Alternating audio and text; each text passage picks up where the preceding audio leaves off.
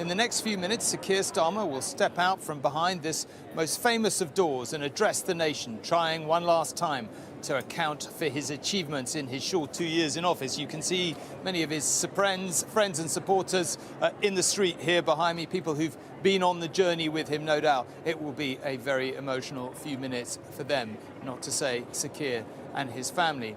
Then, in a well-rehearsed chain of events, he was the fourth Prime Minister in 5 years after all, Sir Keir will travel to Buckingham Palace to resign formally before his successor, Andy Burnham, quickly follows for his meeting with the King, where he'll be asked to form the next government.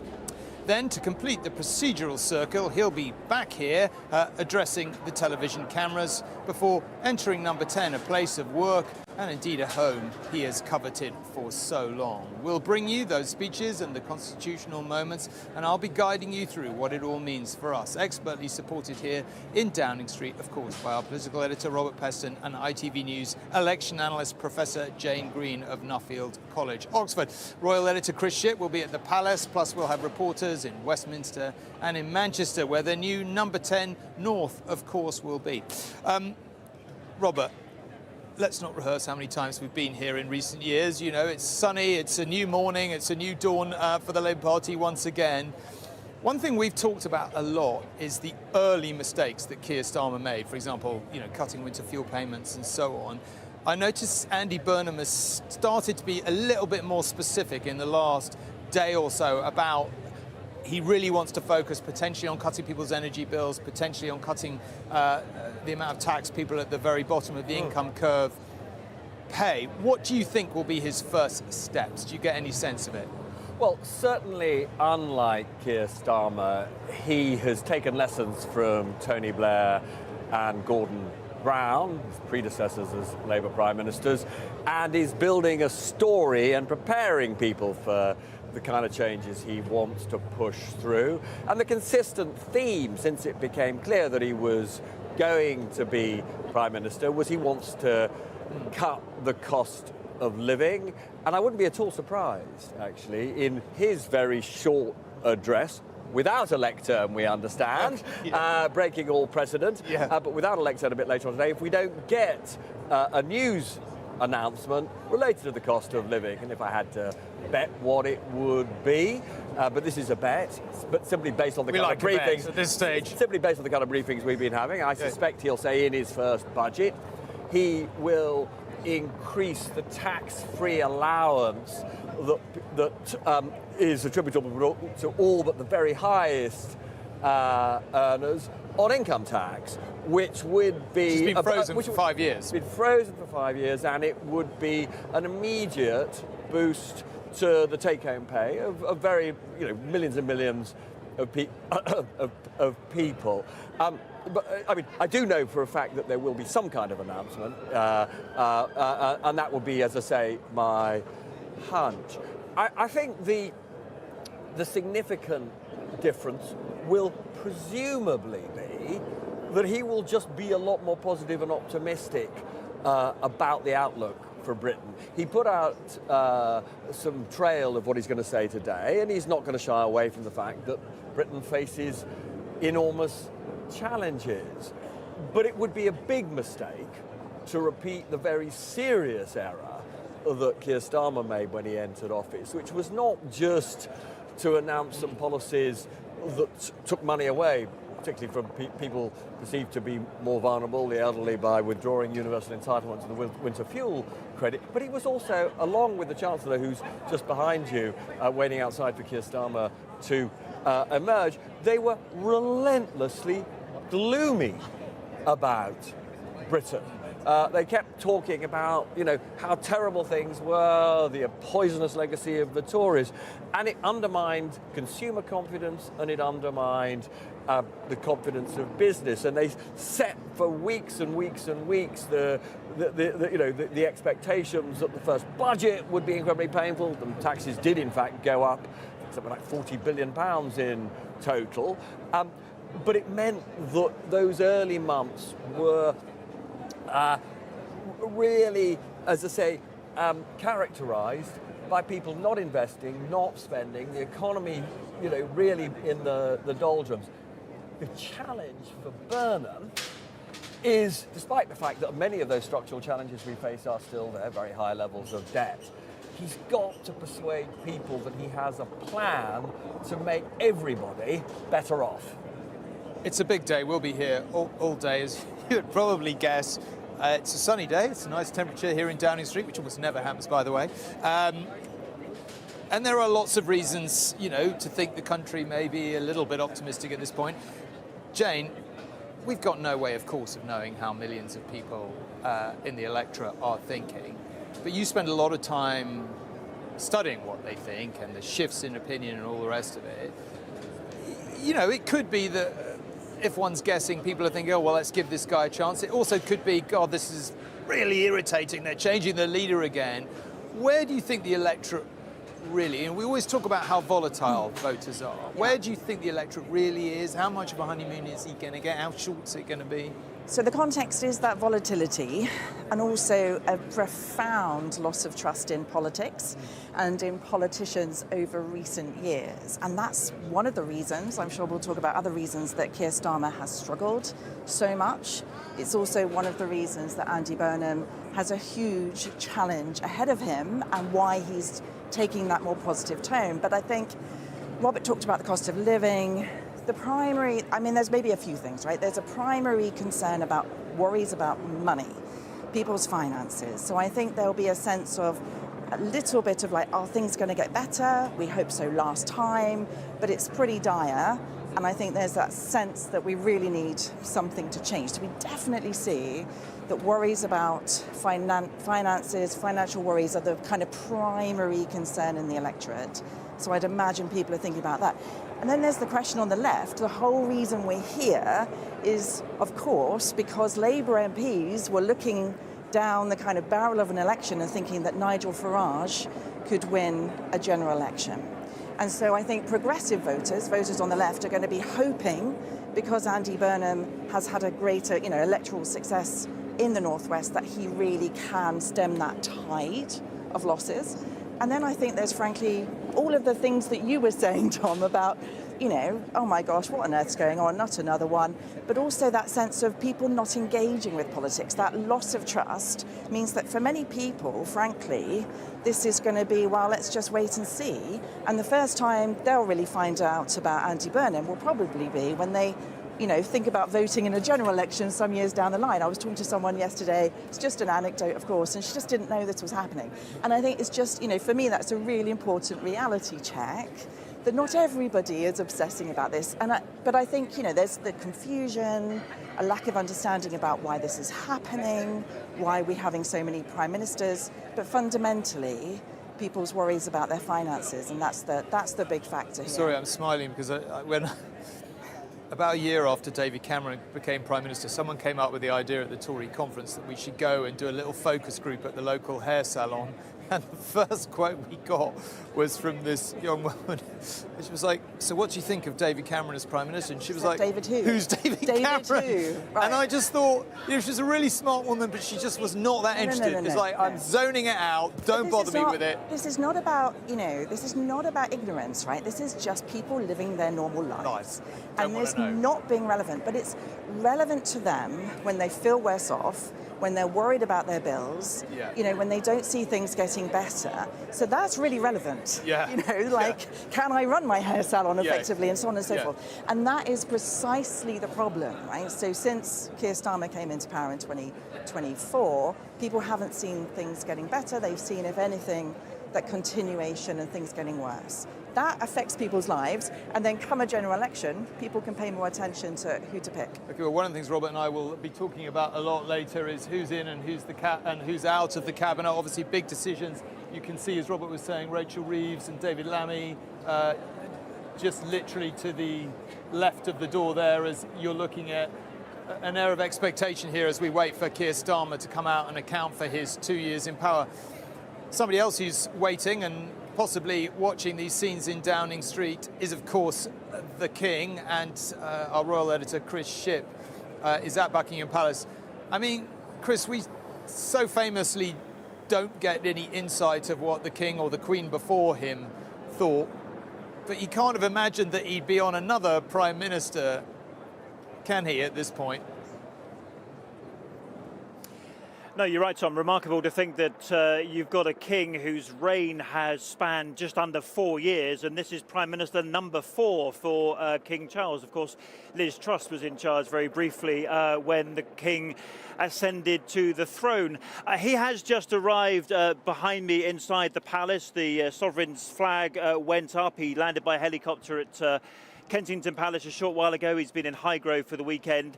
He's got an engagement this afternoon, which he's sticking to, of course he would, in Cambridgeshire. So he's kind of diverting to Buckingham Palace to do the hello and the goodbyes with various prime ministers today. And that process that he has got used to and we've all got used to over the past few years, because there's been so many of them.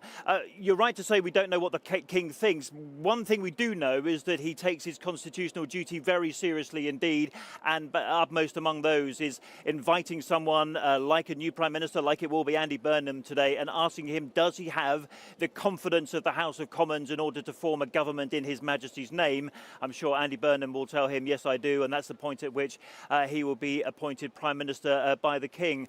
One interesting point, Tom, because of the summer opening of the palace, this is happening, of course, in July, they can't use the grand entrance inside the quad behind me. So both Keir Starmer on his way out and Andy Burnham on his way in will use what's called the luggage door. So the bags are going out and in again this afternoon, and we expect it all to happen within the next hour.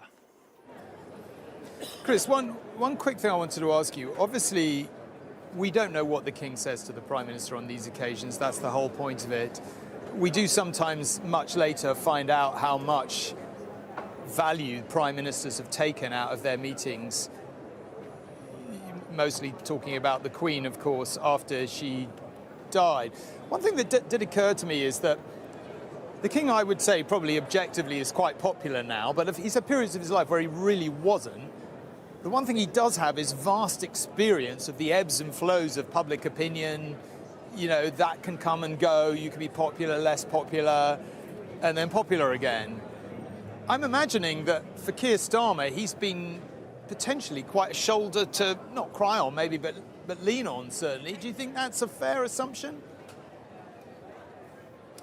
I think it is. One of the things about these weekly audiences that the King has with his or her Prime Minister, in the case of the late Queen, is that it remains private. It's one place that they can go and have a conversation and know that it's not going to leak. And of course, it is a very useful shoulder for any Prime Minister to chew things over. And Tom, you say the King hasn't been there for very long. Of course, he was Prince of Wales for a very long time. And he's spoken before about when I met Winston Churchill. There aren't many people who can say things like that. And he's been in public service for such a long time that he is able to offer that experience and take the long view. And it's something that, of course, politicians don't take long views very often. And you know, even by the best imagination, Andy Burnham might have, what, 2.5, 3 years of his premiership left to run before he has to call another election. So one thing that those who support constitutional monarchy, such as the one we have, is that the monarch can take a long view. Politicians are often very much more short-term and short-sighted when it comes to matters that affect the population and the country. OK, Chris, thank you very much indeed. Well, as you come back to us here in Downing Street, you can see the crowd is still waiting. It's quite a big crowd as well, actually. It's still waiting for the Prime Minister to come out and tell us his final thoughts before he goes to resign to the King. Robert, what we have seen with Keir Starmer over these past weeks, really since he was ejected from power, is, perhaps not surprisingly, the same was true of Gordon Brown, wasn't it? More emotion than we ever really saw of him as Prime Minister. He's been quite raw, he's been appeared quite vulnerable at times, appeared very upset. Remember when he said he was standing down? Vic, his wife, you recall, was standing just to the left there, looked really absolutely shattered. What do you think is... OK, here we go. Here is Keir Starmer.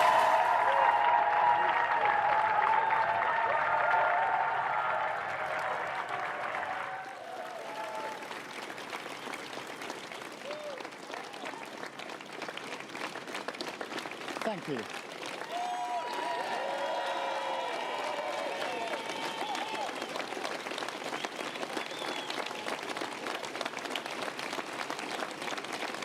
Thank you.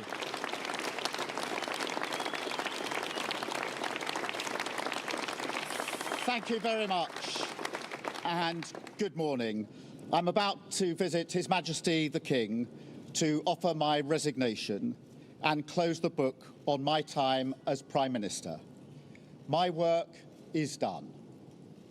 In 6.5 years, I took our party from a historic defeat in 2019, changed it so it was fit to face the country, and won a landslide general election victory in 2024. Since then, it has been the privilege of my life to serve you and this great country as Prime Minister. And I am confident that Britain is now stronger and fairer than it was 2 years ago. Our economy is stronger. Our public services are on the up, with the biggest fall in waiting times for 17 years. Children are being lifted out of poverty every single day. Immigration is down significantly. Our defence and security are on a far stronger footing, and our international reputation is greatly enhanced.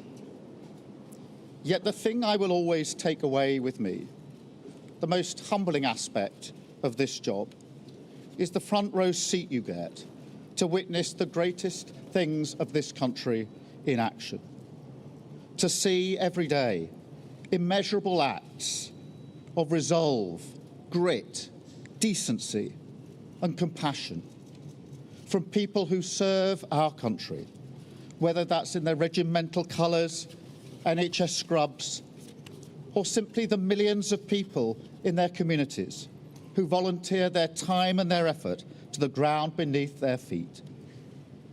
We face a world now where our enemies will stop at nothing to divide us because of our values, our freedom, our decency, and frankly, because of our unflinching resolve towards the brave people of Ukraine.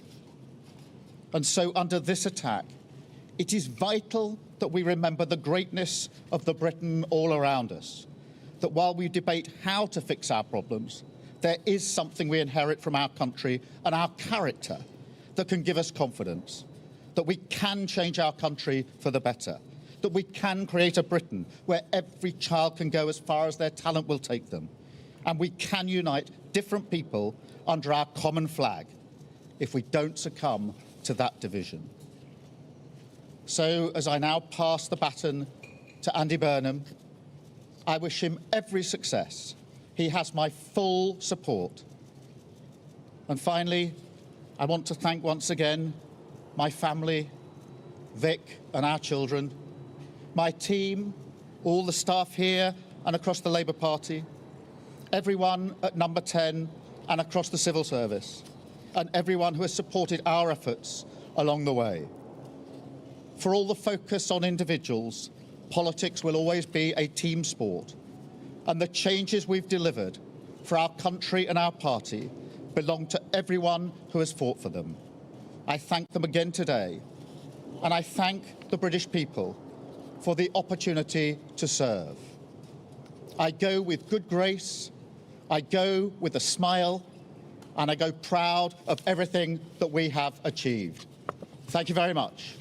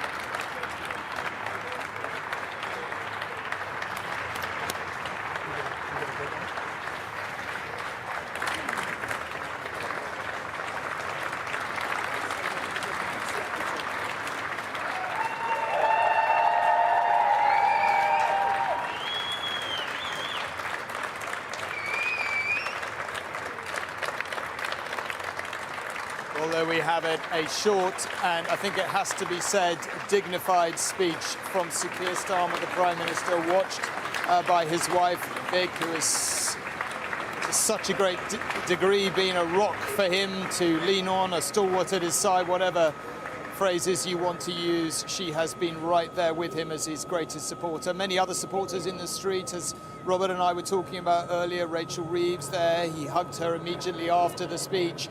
David Lammy also there, and numerous others. Possibly one of the best speeches I think we've seen Keir Starmer give. Graceful, dignified, emotional, but not cracking with emotion. And now he is on the way after his short premiership, despite that massive majority, to offer his resignation to the King before the King announces or asks for Andy Burnham so that he can ask him to form the next government. The Prime Minister even being really, I think it's fair to say, pretty dignified about his successor. Robert, thoughts on that? I mean, I thought that was possibly the best speech I've seen Keir Starmer give. I did find myself wondering if the Labour Party is going to regret ditching him, but maybe it's a bit late for that conversation. Well, you were making the point just before he came out that I think we have seen a sort of more authentic Keir Starmer since he was effectively forced out of office by Andy Burnham, because he showed what he was feeling. And I think one of the reasons, one of the things that, as we've discussed before, that I did find sort of puzzling but also incredibly striking is talking to Labour MPs about what their voters think about Keir Starmer, and then talking to voters themselves. The dislike of Keir Starmer in recent months has been extreme. In many ways more unpopular than a politician like Jeremy Corbyn, who totally divided the country. And I've been wrestling with this idea, what is it about Keir Starmer that meant that on the doorsteps when Labour MPs were campaigning, they just got this relentlessly negative message back about Starmer as Prime Minister. And a lot of it is about trust. We did a focus group in Makerfield, ITV, and what came back from both Labour supporters and indeed Reform supporters was they just didn't trust him. And I think that is something about the way he presented. Now, it is also true that they say, well, he promised lots of things, and he then U-turned, and there have been lots of U-turns. But there was also something about his presentational style. And what has been quite striking, and as you say, we saw it here, that was sort of the Keir Starmer that I've seen many times in private. He, was weirdly more relaxed, and simple and honest. We're watching the Prime Minister's car pull it into the gates of Buckingham Palace just there before Chris described the process earlier, but he's now really only a minute or two from ending his premiership as he goes to see the King and formally tenders his resignation, obviously for the constitutional reason that he can no longer command a support of a majority in Parliament. Andy Burnham can. Those are the basic mechanics of our constitution. So the King will ask Andy Burnham to form the next government. Jane, as we watch Keir Starmer and Vic, his wife, walk in to the palace, when Robert was talking today, it really reminded me of Gordon Brown's departure. When we saw him with his family and everyone said, oh, why couldn't we have seen that Gordon before, the human Gordon, the emotional Gordon, and all the rest of it. What did you make of that speech and the Keir Starmer we saw there, and actually what Robert was saying about how annoyed people were with him? So I think one of the things that we see in these moments is a bit of writing of history. Yeah. Talking about the landslide election victory, I know that's something, or I hear that's something that Keir Starmer has claimed credit for many times, which I think we could discuss and debate. Talking also about having a smile on his face, wanting to kind of be remembered as not going out with sour grapes. So there's a bit of writing of history. And I think, one of the things that tends to happen is we're quite forgiving of people when they have finished doing the things we don't like. Yeah. So obviously, you know, many leaders very British. after the fact, you know, they do seem more human, of course, because they are being more honest and they're being more natural. And I guess there's a bit of that kind of psychology in us as well. Can I just jump in on that just for a moment, because I've been wanting to ask you this for ages. There could be, one could say at this point, well, why wasn't he more like that when he was Prime Minister? Why wasn't he just more honest about things? Why didn't he just say, oh yeah, I messed that up, that was terrible, I'm really sorry, I won't do it again? I mean, or is that just a kind of politics that unravels because the electorate get even more annoyed? Well, I think, you know, it's really difficult to admit that you've made a mistake in politics, isn't it? And this is one of the problems we have, is that people kind of wriggle around on the television because they can't give a straight answer. And that kind of breaks down that kind of sense of authenticity that people want so desperately. And we'll wait to see whether Andy Burnham, who has, I think, managed to be much more direct and much more honest and much more human in his style, whether he can actually translate that in government when he's responsible for those different decisions. But I think, going back to what Robert was saying about Keir Starmer, there has been this puzzle all of the, pretty much from pretty early on, from around sort of October, November, December in 2024. Why is this man so unliked? And I think, you know, part of it is his style, and part of it was also U-turns and not quite knowing where he stood, and there is obviously, and his, you know, very notoriously, a lack of political vision. He didn't come in prepared to govern, and that was very evident from a very early stage. But I think there has been something more profound going on too. So people also take their judgments of leaders from parties. You know, they sort of look at the whole thing. And I think people had started to look at Labour and the Tories and think, well, maybe we just need a wholesale rejection of this system, of these kind of the parties we've already known. And now we're going to look to insurgents, we're going to look to new parties. We want a different style of politics. So it was deeper than just about him as an individual, and also deeper, I think, than just about his policies. That's a big, you know, that's a big thing. But there has, I think, been this kind of pivotal moment that we saw in the May local elections earlier this year, which was, you know, should we just sort of get rid of these two traditional parties altogether? And that rubs off on a leader. You know, there's something deeper going on. And we're in this environment, and have been for a very long time, where hardly anyone is popular. When we're not talking, we don't even expect someone to be really popular, like kind of Blair was in his early days. Politics and politicians are highly divisive. People think Nigel Farage is popular. Well, no, he's popular within a certain segment, and he's very unpopular within another segment. Yeah. So we're not, you know, I mean, it would be kind of weird to see somebody be super popular unless some terrible event happened, and then we sort of rally behind them. Okay, Chris is still at Buckingham Palace. Chris, we've talked with Robert and Jane there a bit about the politics, but also, as we've also talked about, this is just a sort of profoundly human moment. We've seen a sort of more human Keir Starmer, in fact, in general, over the last few weeks, but again here today, giving a sort of short, dignified, I think even his enemies would concede, graceful speech. For the King, I mean, I guess I'm intrigued to know how he handles a day like this. He's got a Prime Minister who's been booted out of power after only 2 years. It's humiliating, it's upsetting. This is probably a pretty emotional day for Keir Starmer. There's a massive human factor, is there not? Yeah, there's the politics and there's the constitution and the way that works, and the King has the role that he has. But there's also sort of two human beings who've got to know each other pretty well, seeing each other. How do you think the King handles this moment?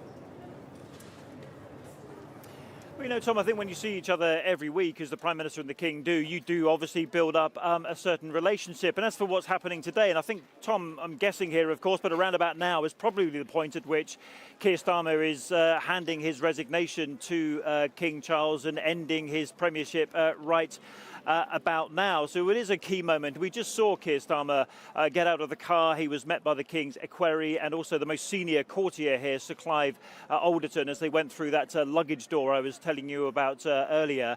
As someone who will know a lot about what's going on right now, because it is, as you say, Tom, a very private meeting between two individuals, constitutional historian Anna Whitelock.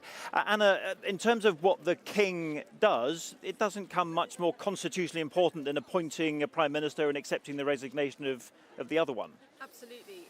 These are the residue royal prerogative powers, so the powers that the King still has in a constitutional monarchy to appoint a Prime Minister. And so he's accepting the resignation of his Prime Minister, and therefore that government is now terminated, and Andy Burnham will soon be here to assure the King that he has the confidence of the Commons to form an administration. You use the word terminated there. I mean, the King's always got to have a Prime Minister, but I suppose in reality there is about an hour between one Prime Minister saying, sorry, I'm off and out the door, and by the way, we don't see Keir Starmer again, do we? He goes out a side entrance. You don't actually see, it saves him the embarrassment of being filmed leaving the palace. And until Andy Burnham arrives, the King's effectively, is he not without a Prime Minister? Well, in many ways, yes. I mean, perhaps this is the most powerful time for he the could do King. a few things in that 1 hour. He could do a few things. But yeah, I mean, this is obviously a relationship that's evolved over a couple of years. And I think the two have been, have a meeting of minds on lots of issues. Of course, the King has gone on a lot of overseas visits at the request of his government, particularly, of course, to Canada, to America. He supported the government in their support of Ukraine, hosting President Zelensky at key moments. And I think perhaps, summing up the way in which Starmer has perhaps used the power of the King was that letter that he proffered to Trump in those early days of his... There were a couple of points. There was the letter, wasn't there, at the beginning, but also then the speech. I mean, we were in Washington watching the King deliver that speech when he literally took down Donald Trump, section by section, and yet that was the King doing what the Prime Minister asked of him. Please go to America and please actually just keep this relationship alive, notwithstanding some of the tricky points that we've got going on at the moment. Absolutely. I mean, I think it has been a strategic partnership between the King and Starmer that's worked to both of their advantage. I mean, I think many people would say that the King has performed a really important diplomatic role over the last couple of years, and clearly Starmer has very much asked him to do that. So I would expect the King will be keen to carry on that kind of role under Andy Burnham. A very kind of private meeting this, isn't it? And Tom was just saying about two individuals on a human level. You've probably got the King feeling a bit sorry for Keir Starmer being booted out of office. But of course, he was the King when Liz Truss was booted out of office, and he had to welcome in Rishi Sunak. So he's got a little bit of experience of this, not as much as his mother had, of course, but he's got a bit of experience. Yeah, I mean, as you say, he's on to his fourth Prime Minister now in 3 years or so. His mother had 15 Prime Ministers in 70 years. So, I mean, at this kind of pace, the King is going to be surpassing his mother. But yeah, I mean, Liz Truss's premiership was just a couple of days old when Charles became King. And I think it's also important to say, I mean, we don't know, of course, what goes on in those audiences, although Prime Ministers of the past have always talked about it being a time to unburden themselves. And the late Queen at one point talked about being a sponge where she could kind of absorb the problems of the Prime Ministers. And didn't Harold Wilson once say it was the only meeting he ever had that didn't leak? Exactly. And indeed, David Cameron actually talked about that when Charles was Prince, they had sort of practice audiences with his government. And he talked about what a great listener he was, what great questions he asked, and how wise he was in his advice and counsel. So that gives us a sense, perhaps, of what Charles has been to Starmer over these very choppy few years and months. Of course, the King being the King, this is just something he squeezed into the middle of his day. He's still got an appointment and engagement in Cambridgeshire this afternoon.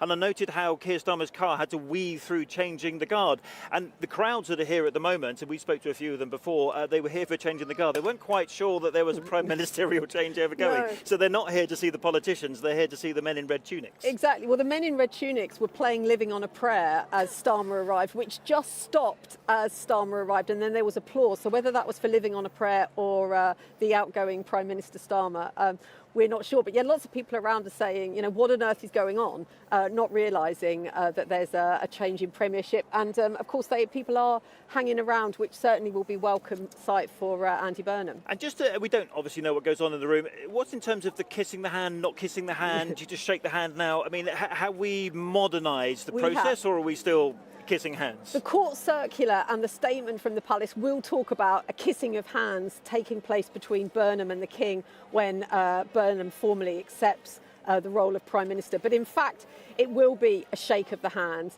The kissing of hands dates back to the 18th century, to Robert Walpole, but now we don't kiss hands. I mean, that of course was a sign of ultimate subservience and loyalty to the monarch, but now it is a shake of a hand when that moment has been agreed. We're looking at pictures just then of Buckingham Palace. That meeting will end, and then I think the family are going to be invited in. Interestingly, Keir Starmer's wife, but also Lady Starmer, but also their two children, who they've kept very much out of the public eye, but they do get to say their farewells to the King before, of course, he invites Andy Burnham and his wife after him in for an audience as well. So it's, I mean, I hate to call it a family occasion, but it kind of is in a way, isn't it? I mean, it is. I mean, I think, you know, we can lose sight of that this is a family who moved in to Downing Street, two teenage children. And moved out, according to the trucks at the weekend. Well, exactly, moved out. I think by Starmer's own account, his kids weren't particularly keen to move into Downing Street, so it's been a pretty hard couple of years. They've been doing GCSEs, I think, or A-levels over the last few weeks. Now they're being moved out, and I suppose this is a moment where, you know, Keir Starmer is saying, come on, kids, you know, you might as well come and meet the King. Come with me to the palace and get some tea. Exactly. Yeah, exactly. I mean, I think there's a lot that we can't say, but we do know that Andy Burnham is going to come. He's going to say to the King, I do have the confidence of the House of Commons in order to form a government, because that's essentially the King's job, to make sure that exists. Yeah, I mean, for all, you know, perhaps that Andy Burnham's sort of informality, you know, he can't really make this moment informal. You know, I don't know whether the guards are going to play Oasis or something, but actually it's a very formal moment. And I think also reality will hit Burnham when his car sweeps into the palace. He has that moment with the King, and of course when he returns to Downing Street, he's going to be asked to do that very solemn job, which is to sign those letters in the event of a nuclear attack. So I think the moment becomes very, very real very quickly for Andy Burnham. Not a black T-shirt and jacket kind of moment today. I don't think so today, Much more formal. So Tom, we're looking at pictures there. You can see of the Queen Victoria monument, a lot happening inside the palace, but what we expect to see next, of course, is the arrival of the incoming Prime Minister. He'll still be just plain old Andy Burnham at that point, but for his appointment with the King, sorry, I'm a few years out of date, and then we'll have our new Prime Minister. Chris, thank you very much indeed. Yes, as Chris says, we're looking at the feed from the helicopter that news crews have put up above the Buckingham Palace and indeed the House of Commons in order to film the Prime Minister going on that short journey from Downing Street through Horse Guards down the Mall and to the palace. Andy Burnham shortly will arrive, as Chris said. We'll then see the reverse journey as he comes to the place he's long wanted to be working from and living in, number 10 Downing Street. Not the easiest place to live, the flat above number 11, I imagine, where he will live. Maybe Robert knows the answer to that. I mean, David Cameron moved in with his family to the flat actually above number 11 rather than number 10, which is rather bigger and rather nicer. Do we know what Andy Burnham's plans are? Last I heard, his family was potentially going to spend some time in Manchester rather than necessarily moving in here, but is it going to be a whole... I don't think we know definitively. What we do know is that Burnham himself will divide his time between here, Westminster, Downing Street and Manchester. And he will spend 2 or 3 days every week, we are led to understood, at this new Downing Street of the North when it is seriously up and running. Now, you know, how, you've got to assume that his wife will be here in Downing Street some of the time, but whether, ultimately she and the family, decide that it is their proper home, we don't know yet. Of course, there are complicated security implications of all of this. One of the things one has to be aware of is that when you take on this role, you become an exposed person for the rest of your life. You know, they're going to have security for the rest of their life. It is expensive, and so, you know, if they are essentially living in two locations, that will also, frankly, make the security both more problematic and a bit more expensive. Well, as you can see, if you're watching at home, the lectern has indeed disappeared. We're told that Sir Keir Starmer has now formally resigned, so his premiership, short as it was, has ended. The King is about, obviously, to ask Andy Burnham in a few minutes' time to be the next Prime Minister. He will come in. He has already said he will not be speaking from a lectern, which I want to assume means he will be speaking without notes, a la David Cameron and Ed Miliband before him, though even they spoke from memory for... Although I'm quite intrigued by what the microphone arrangements will be. Will he be holding a microphone in sort of rock star fashion? Karaoke, or? yeah, no, I presume he'll have a lit mic. But I mean, David Cameron obviously famously spoke at conference without notes in whatever year that was, 2005, and Ed Miliband then, you know, tried to pull off the same trick. I mean, does it make any difference speaking out? Jane, what do you think? What do you make of the style thing and the whole I'm not going to wear a suit thing? Is that irritating to people, or is that like, yeah, well, fair enough? He is going to wear a suit, by the way. Is he? Well, he's over the past, but generally he says he's not going to wear a suit unless he has to. Well, people are just like, oh, whatever. I think, you know, on a more serious note. On a more serious, what could be more serious? Note, like, what's interesting is Andy Burnham understands the symbolic in politics. Right. And, you know, what we've talked about is Keir Starmer, quite technocratic, you know, very focused on details as we understand, you know, but without that sense of vision. And I think what he's talking about... We must have had enough of, do you put the tea bag or the milk in first, in terms of the symbolic elements of politics. Surely we've got to get on to politics. Symbolic politics, number 10 North. Is there anything more important than that? Fundamentally, right, what this is doing is saying, you know, I represent you, and it's not just about London and political elites and that place in Westminster that you feel disconnected from, but it's a sense that I represent you, and you might be living in the Northwest or wherever, right? And that isn't about the mic business and the, you know, the T-shirt, right? But it's saying, you know, I am doing things differently. And I'd imagine that's what's really going on here. You know, he's trying to reinforce the fact that he wants to do politics differently. And yes, it's a very small thing, you know, whether you do, I mean, I'd be absolutely petrified. I'd forget every third word if I were doing it without notes. But, you know, some people can do it, and great. If he can do it, then fantastic, you know. But the point is that we're talking about Andy Burnham as different.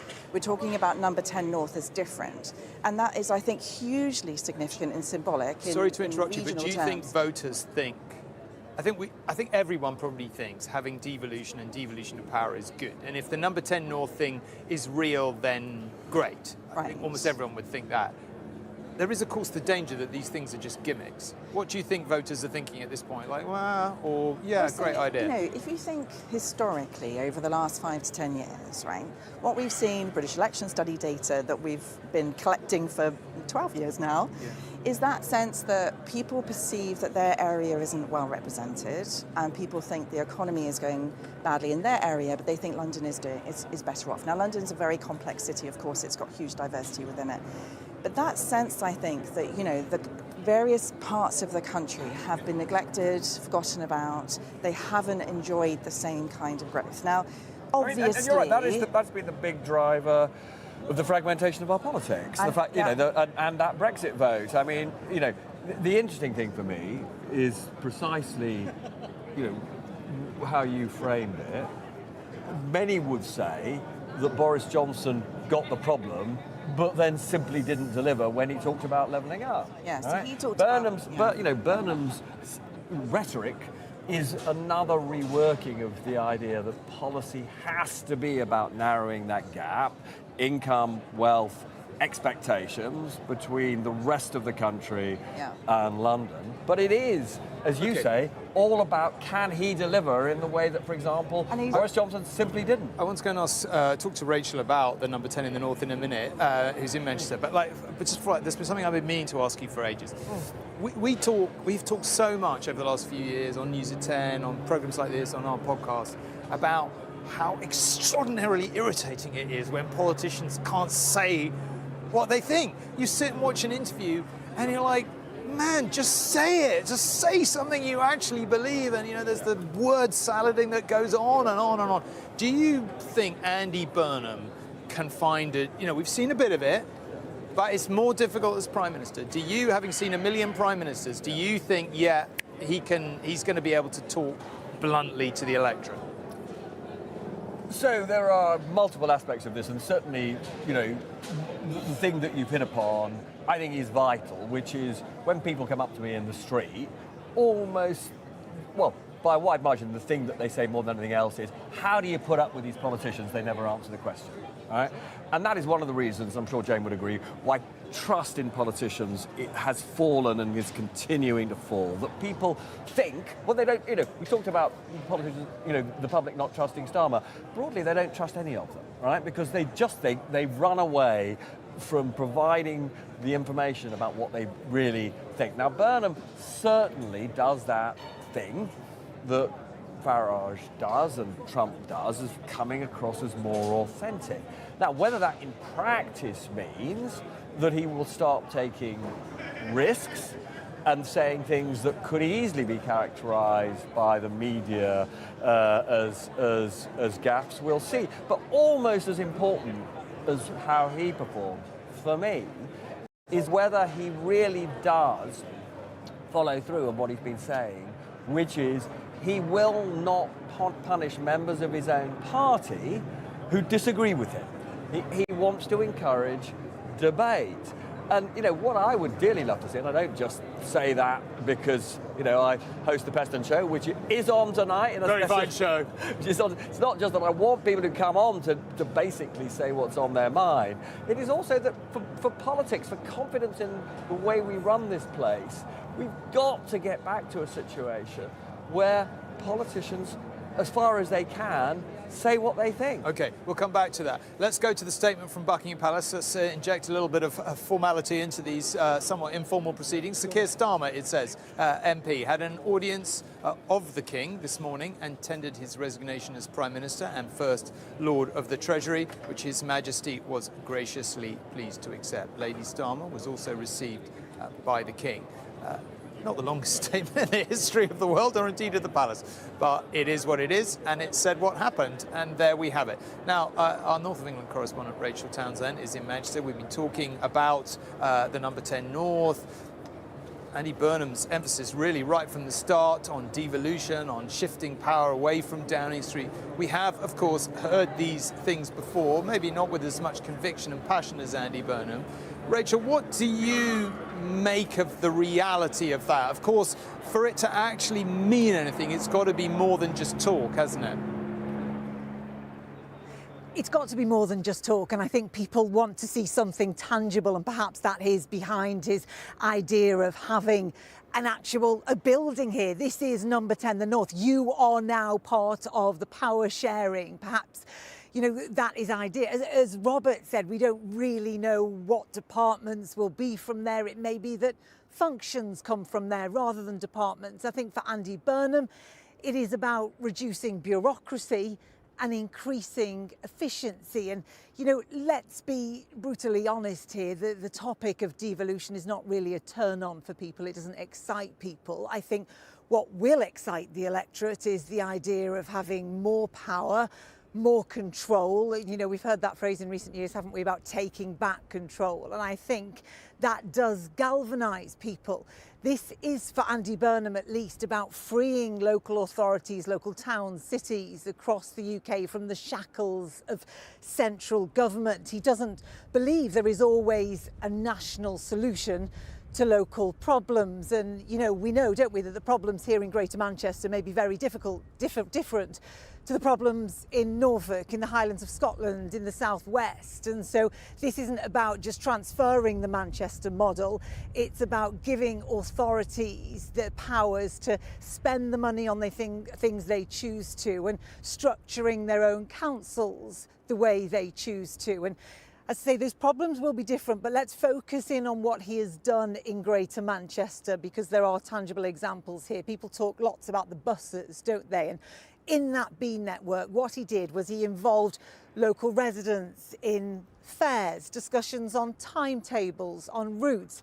He made routes more accessible for those on apprenticeships. Fares were reduced for those who work part-time. They are little steps, but they make big differences to the everyday lives of people. And I think that is what is important. And during his time as Greater Manchester Mayor, what was absolutely key is that everybody he involved wanted to improve Greater Manchester. And so he started a social partnership where universities, civic institutions, trade unions and businesses, they all work together, because the key for Andy Burnham, I think, is addressing the productivity crisis in the UK. And if he's going to do that, then he needs cities like Manchester, across the country, other cities and towns to thrive. And I think that is where his focus is, and that is what is behind his idea of number 10 in the north. And he cites his own example, doesn't he? When he left Cambridge University, he returned to the northwest. He simply couldn't get any work here. He ended up working for free on a local newspaper, and that has very largely shaped his politics. He says that nobody should have to leave their hometown or city in order to get on in life. Tom.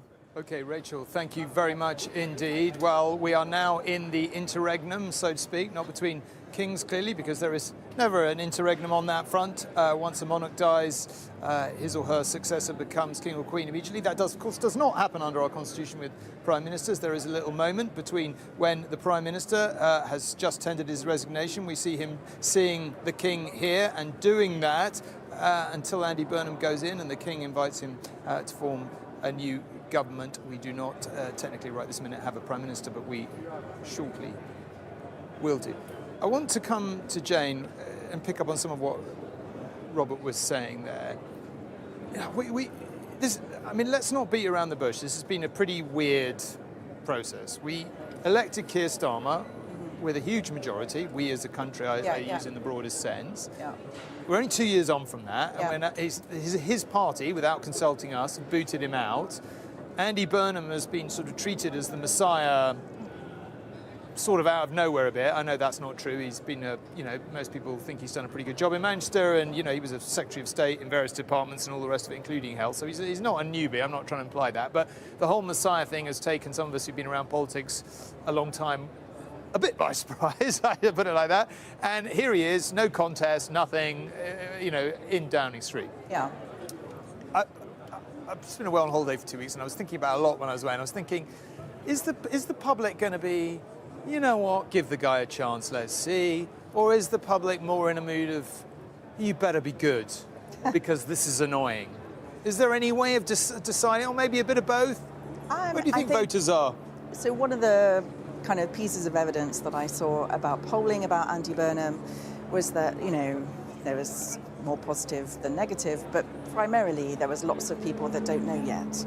Yeah. And so the primary kind of, the biggest factor, if you like, is we don't know who this man is. If you're not in the Northwest, we've just heard about him recently.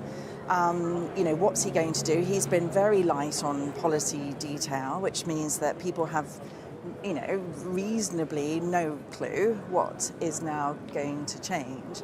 And I think, the primary kind of sense is, well, who is he and what's he going to do? So it's impossible to say, well, people are annoyed by this, or, some people clearly will be, of course, and some people won't be.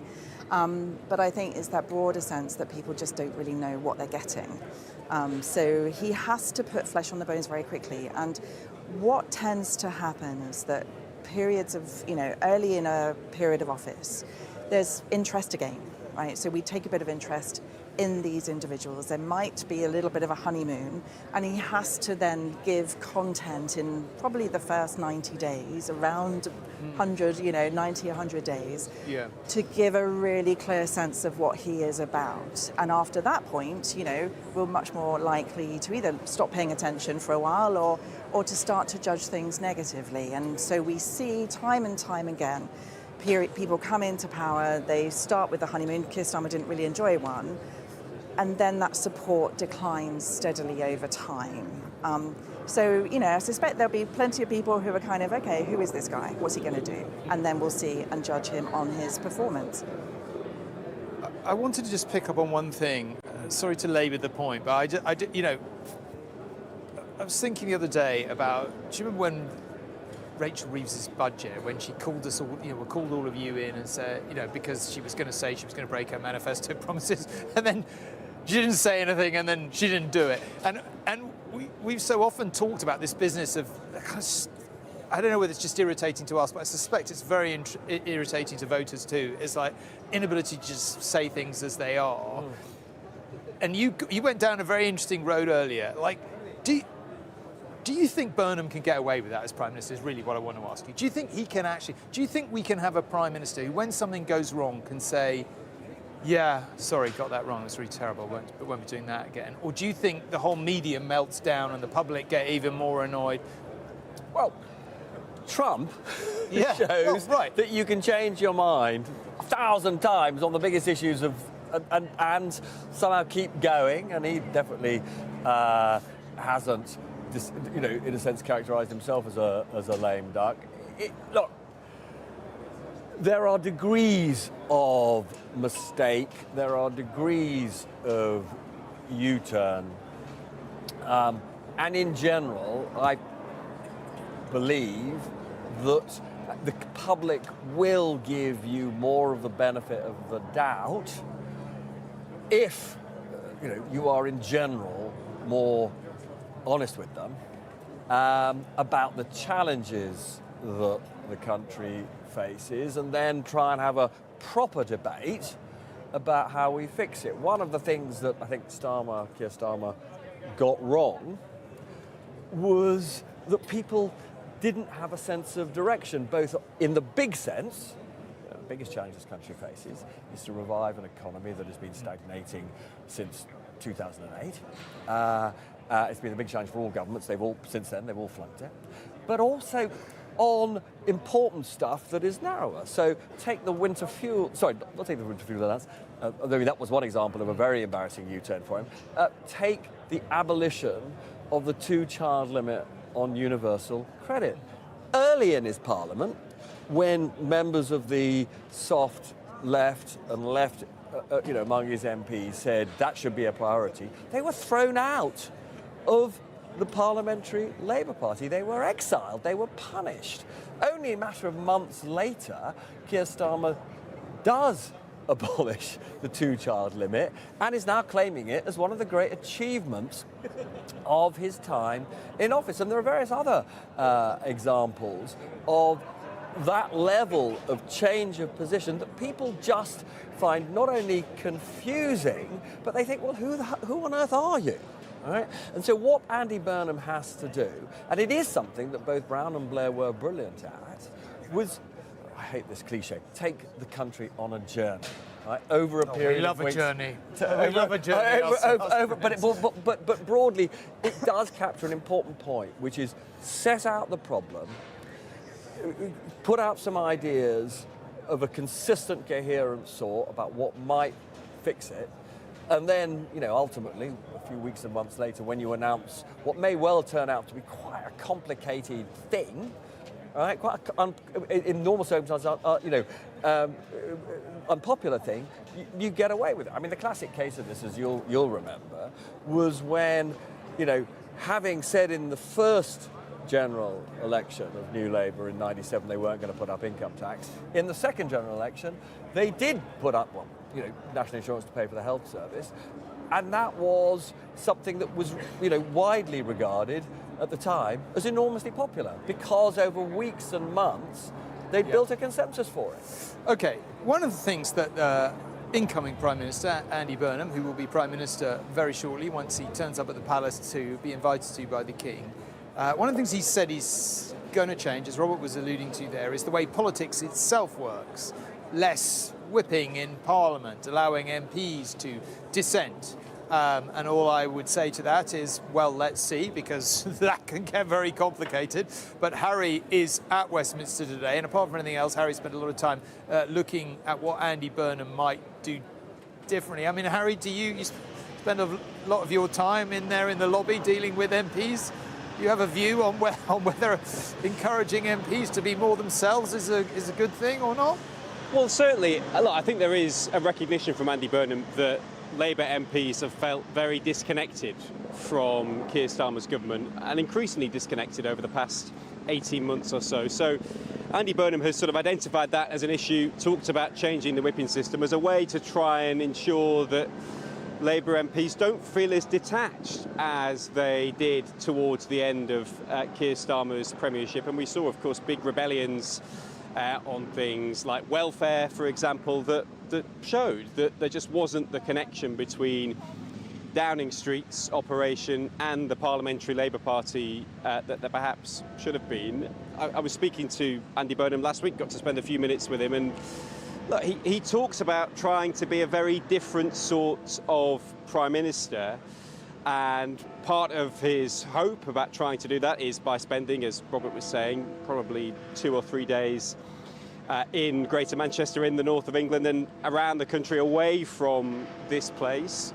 He also was telling me that he hopes he can keep his season ticket at Everton Football Club, a club that he supported all his life. He hopes he can not just keep his season ticket there and keep on going to games, but he can sit in the same seats among the fans, not have to move to one of the boxes.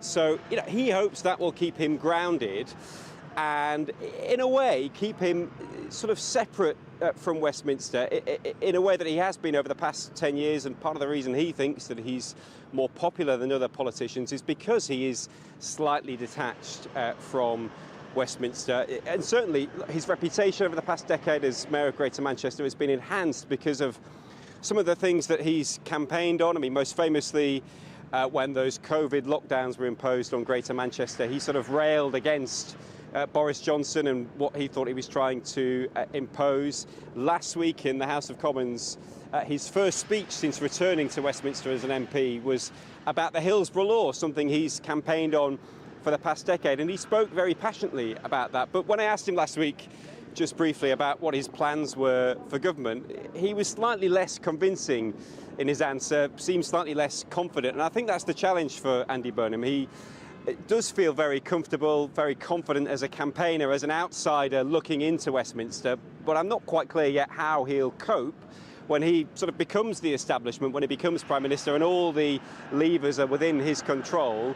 Will he still be as effective a communicator as he has been over the past decade when he's been outside Westminster?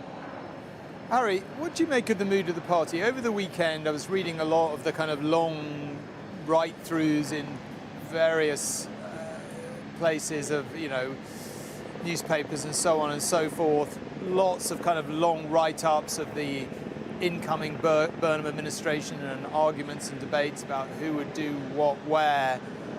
And a lot of it was sort of, written by good hacks, reporting people obviously off the record saying, oh my God, this isn't going well, it's a disaster before it's even started. And I just found myself sitting at the breakfast table, rolling my eyes. Oh, I can't, can we face any more of this? I mean, people do moan. That's what MPs do a lot of the time.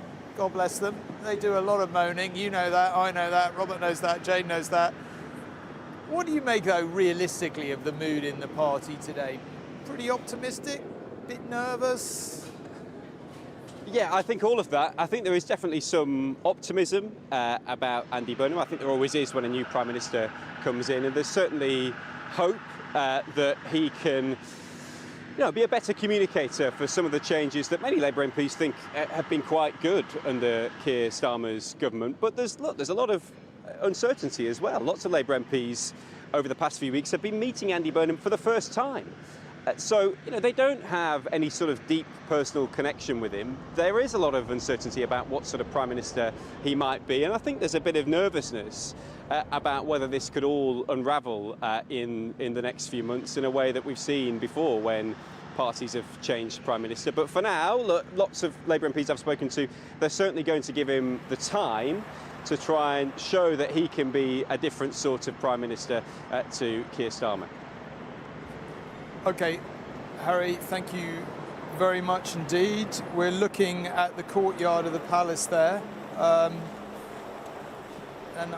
Is this Andy Burnham arriving? I'm asking this question of myself. It looks like it is Andy Burnham arriving, about to get out of the car, possibly, to be going in to the palace for the first time as the incoming Prime Minister. That is very much Andy Burnham with his wife in a suit and tie. He said he's not going to be wearing a suit and tie a lot of the time. I think that's Clive Alderton, the King's Private Secretary, saying hello to them both and taking them in. Chris, here we are. This is the moment. The incoming Prime Minister going in with his wife. I've just had to put my glasses on to see. That is the King's Private Secretary on the right-hand side, isn't it? Ushering them in.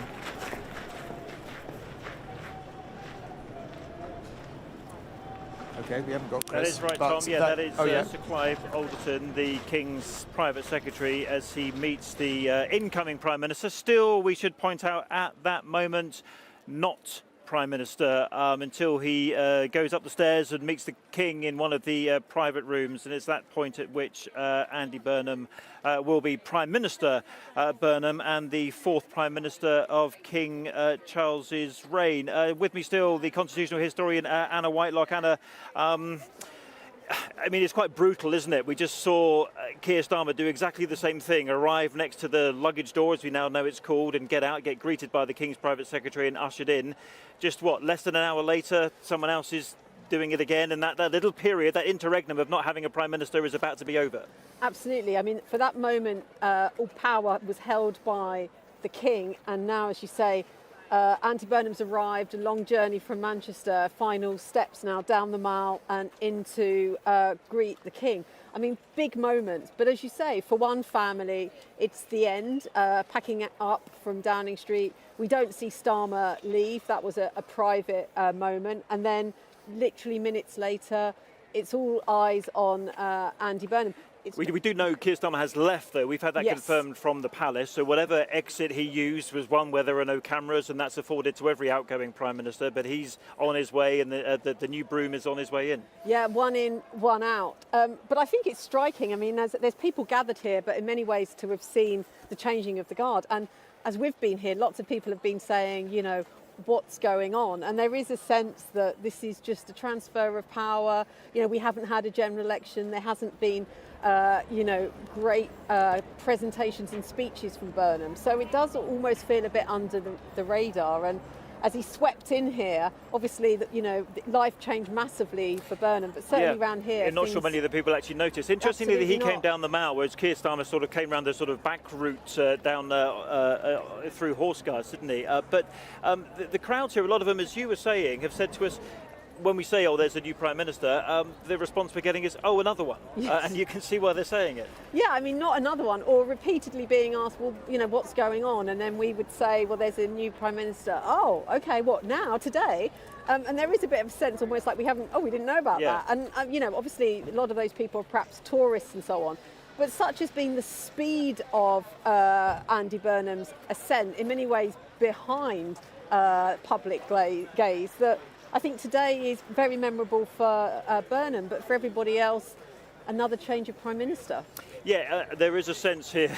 I mean, you can tell that the people are here for the changing the guard and actually seeing Buckingham Palace, less so for the sort of comings and goings of Prime Ministers. We're just looking at some pictures of Andy Burnham arriving with his wife there. That's the King's Private Secretary, Sir Clive Alderton, also the King's equerry as they go through the door and into Buckingham Palace. Talk us through what happens, because as we were saying earlier, it's important the King always has a Prime Minister, because the Prime Minister forms His Majesty's government, and he's got to ask Andy Burnham whether or not he has the confidence of the House of Commons, which clearly we think he did, given how many Labour MPs supported him. Absolutely. I mean, this is, of course, a constitutional monarchy, so, essentially power doesn't reside in practice with the monarch. It's now apart from that last hour. Well, exactly. Goodness knows what might have been happening. Things, exactly. But of course, it's delegated to his Prime Minister. So yes, he will be asking Andy Burnham whether he has the confidence of the Commons. And I think, as you say, he can say a resounding yes. And he will then be invited to form an administration, His Majesty's government.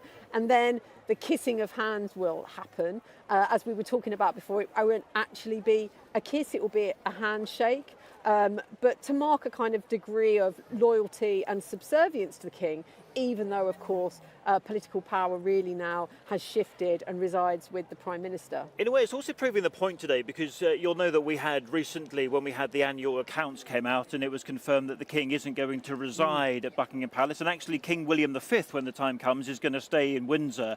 But they told us as much as they could that this is still HQ of the monarchy. This is still where the big stuff happens. Yeah. And the big stuff is certainly happening today. Yeah, I mean, these are the moments really that we associate with Buckingham Palace. We've been here quite a lot. Of course, the royal standard is up. Indeed, when the King was kind of in the vicinity, having landed in his helicopter, the flag went up. So I think now Buckingham Palace HQ sort of embraces when the King is in London. Which is kind of proving the point that Palace aides were telling us at the time, which it doesn't matter where the King resides, in other words, where he puts his head on the pillow at night. Actually, this is the HQ, and even though they spend all that money, the 369 million on refurbishing it, he won't be living there. He will just be the function of monarchy and how we go about things like, for today, welcoming a new Prime Minister. Absolutely, and obviously state visits, this is the main focus. And of course there, we have the balcony. We haven't had a balcony moment for a few years now. Of course, it was the infamous sort of platinum jubilee image of the Queen not long before she died, there with her son and grandson and great-grandson, the line of succession. Showing the continuity. Exactly. Now, we were talking just a few moments before we came on air about how many Prime Ministers the King had. This is number 4. His late mother had 15, but I think you were working out, if we go at this kind of rate, the King's going to have like 15 in about sort of 9-10 years. Yeah, I mean, we were anticipating, obviously, the general election in 2.5 years, there could be a new Prime Minister. So on average, we'd be looking at a Prime Minister every sort of year and a half. Yeah. So, yeah, I mean, he could surpass his mother's 15 Prime Ministers, before we know where we are, which is quite remarkable because, of course, many people would have said for the late Queen, she had so many Prime Ministers. Well, here's looking at Charles. He's on number 4 already. And a reminder, actually, that because we don't have a presidency, our parliamentary system is such that you can change Prime Ministers when you haven't had an election, as long as that Prime Minister or the leader of the party, of the biggest party in the House of Commons, and he's got the confidence of the House of Commons. Yeah, the really key moments that we've seen today or are taking place today are the formal resignation of Starmer. Of course, he resigned a few weeks ago, but that wasn't official. He was still Prime Minister until today, when he formally tendered his resignation to the King, who accepted it. And as you said, we had that sort of moment where there was no Prime Minister, and now inside Buckingham Palace behind us, the King will be asking Andy Burnham to form an administration. And I imagine there will be now some sort of chit-chat about what's happening. I mean, Gordon Brown, described how on his first meeting with the King, he sort of talked about the amount of work that he had to do. And I'm sure that will be the sort of conversation that Andy Burnham and the King will be talking about now. And we know the King likes his work, and he continues his work this afternoon. He's got a job in Cambridgeshire. He's come here from Highgrove this morning. So this is just a sort of small part of his day, isn't it, to sort of welcome the new Prime Minister and set him on his way. Then, of course, attention turns to the other palace, the Palace of Westminster. Anna, thank you very much indeed. So Andy Burnham in there at the moment. Probably about now, Tom, we think he is accepting the King's invitation to become Prime Minister, after which there'll be a more or less formal meeting between the King, Mr Starmer and his wife, and then they'll be heading your way in the cars and back up towards you, Tom, in a few moments' time. OK, Chris, thank you very much indeed. By my calculation, Andy Burnham's been in there more than 10 minutes, so not that's particularly surprising, but clearly they are chatting about something, presumably, at least in part, the challenges that they face. Robert, I just wanted to come to you about one thing that Harry mentioned, which I actually had not picked up on before. This idea that Andy Burnham has an aspiration to sit in his normal season ticket seat at Everton. Now, Keir Starmer was an Arsenal... It's funny you should pick up on that, because I too... I thought, well, because if you remember, we did almost an entire podcast on poor old Keir Starmer sort of being humiliated because, he's as much a passionate Arsenal supporter as Burnham is an Everton supporter. He, particularly because his son is also a passionate supporter, he was desperate to have some semblance of normal family life by going to the Arsenal. But he was told that the security arrangements for allowing him to sit in his normal season tickets were just way too expensive, that they'd have to effectively pay for another 10 seats for sort of security officers. And in the end, therefore, he was put in this invidious position of essentially having to get gifts from the Arsenal of very expensive seats in, either the director's box or a private box, which, of course, in the early phase of his time in office was sort of humiliating for him because it looked as though he was taking freebies. And so, but Burnham apparently, according to Harry, and be interesting to find, is somehow, deciding that he can sit in the Everton. Keep his season tickets, but the security costs of that will be significant. They will be significant. But not to interrupt you, but I don't know obviously how Everton's season tickets work, but I imagine he's likely surrounded with his season by other season ticket holders who aren't going to give up their seats to PPOs or anyone else. So, I mean, if he really thinks he's going to do that, that is quite intriguing. I don't think we've ever seen a prime minister literally sitting around a crowd of... I don't know how much discretion a prime minister has to say, I'm sorry, I don't think I need the security on this occasion. And, maybe he can just say to his protection officers, see you after the game. I'd be very surprised. Andy Burnham's nearest and dearest may well be advising him not to do that. And indeed, to be clear, Everton Football Club, I mean, they will have really expensive insurance. Whether they can give him permission to do that, I slightly doubt. Well, Jane, I mean, I just put this to you, really, because I don't want to labour the point. It's not a football question, Tom. So I was thinking about the Everton team of the 1970s and what you're feeling about the Everton team today. No, I don't want to labour the point, to the point of being boring about it. But what's kind of intrigued me about it is that this is a guy. He says he's only going to wear a suit when he absolutely has to. He doesn't normally wear a suit, so he's not going to wear a suit typically in the course of a day's work. He is clearly projecting himself as, I guess, undoubtedly who he is, as somebody who, views himself to abuse that old cliche, a man of the people. But that's got to mesh with the reality as we've just been talking about. I don't know. Do you think voters care? Would they be impressed if he said, "Yeah, I'm going to sit in my season ticket, come what may," or would they just think you're an idiot? I think, Tom, I'm just really struck that here we are today, with all of this kind of moment. In 3 or 4 months' time, we're not going to be talking about this. We're going to be talking about, maybe Everton fans are. I'm still going to have questions about Everton for you in 3 months' But we're not going to be talking about this. The crucial thing, really, isn't it, is that in all of these kind of symbolic gestures about change and who is Andy Burnham, and he's going to try and be more authentic and try and be a man of the people, and there will be issues with that. But what really matters is whether he can build political capital, whether he can get people behind him, whether he can bring some of that competence, reputation, delivery, a sense that he cared about people's concerns on cost of living, bus network and all the rest of it in Manchester. That has worked in Manchester, very different context. Can he do that right across the UK? And, yes, it's helpful if he's sort of someone that you wouldn't mind listening to on the telly, but this is going to be beside the point very, very quickly. And very quickly it's going to matter what's changing. And just picking up on what Jane is saying, can he do what he's promised to do, which is to drive down the cost of housing, of energy, of transport, take water into public ownership? I'm just going to keep going, but I just want to very briefly interrupt and say, of course, this is the moment, well, it's probably not the moment he was asked to be Prime Minister, because it's the moment of introduction to the King, but it's the handshake, not the kissing of hands, as Anna and Chris were talking about. We don't do that anymore.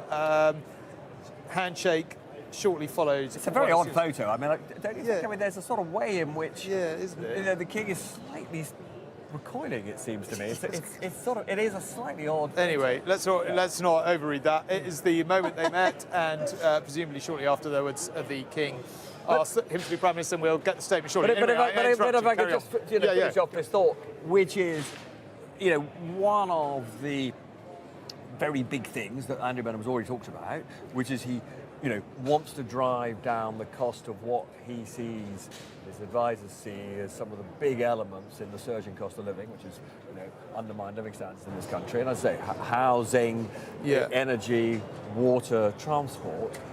The question is, can he do that in a way that doesn't increase public borrowing in an unsustainable and rather terrifying way? Because he may be different as a communicator, he may be different as a personality, but he inherits just the same structural problems that poor old Keir Starmer had, which is, national debt on most people's measure, 100% of our national income, spending an enormous amount, well over 100 billion a year, on servicing that debt, the interest bill. Not a lot of spare money, right? And that is we'll be talking later on about who's going to be his Chancellor, but the challenges for the new Chancellor, in my view, by far the most important appointment he'll make, are not trivial. Okay, to recap, we believe Andy Burnham is now officially our new Prime Minister, having been asked to be so by the King. We've seen the picture of the two of them together a short time ago. We haven't got the statement from Buckingham Palace, but we do believe that that has happened. We are here in Downing Street waiting for the new Prime Minister to come back from the Palace to give us some sense in his first comments of what his priorities are going to be, all the rest of it. As we've already observed, he's going to be speaking without a lectern and therefore, one assumes, without notes as he comes out and addresses the world media. Worth saying, Robert and I have been here, as we've said a gazillion times in only the last few years. We've also, of course, been here over 4 decades, the pair of us. I actually don't think I can recall ever seeing so many of the world's media here. It's an absolutely vast scrum. Also, just off camera, which you can't see, are all of Andy Burnham's supporters. Earlier in the day, we saw Sir Keir Starmer come out, give a short, I think it's fair to say, graceful and dignified speech, watched by some of his closest supporters, including the likes of Rachel Reeves and David Lammy, and of course his wife Vic. Then he left for the Palace, and all his supporters flooded out of Downing Street. And we now have Andy Burnham supporters waiting at the end of the road, literally to walk up past me, to assemble aside Downing Street. We're going to see Andy Burnham come back from the Palace and then give his speech before going into Downing Street to begin the difficult process of government. Of course, one of the key questions is how MPs at Westminster are viewing all this, thinking about all this, and Harry Horton is there surrounded by people with no doubt many views, including the Mayor for West Yorkshire. Harry, over to you. Yeah, well, we know that one of the big themes Andy Burnham wants to talk about is devolution, and one of the people who hopefully is set to benefit from that devolution is the West Yorkshire Mayor, Tracy Braben, who's with me now. Tracy, look, you've known Andy Burnham for a long time. He might be from the wrong side of the Pennines.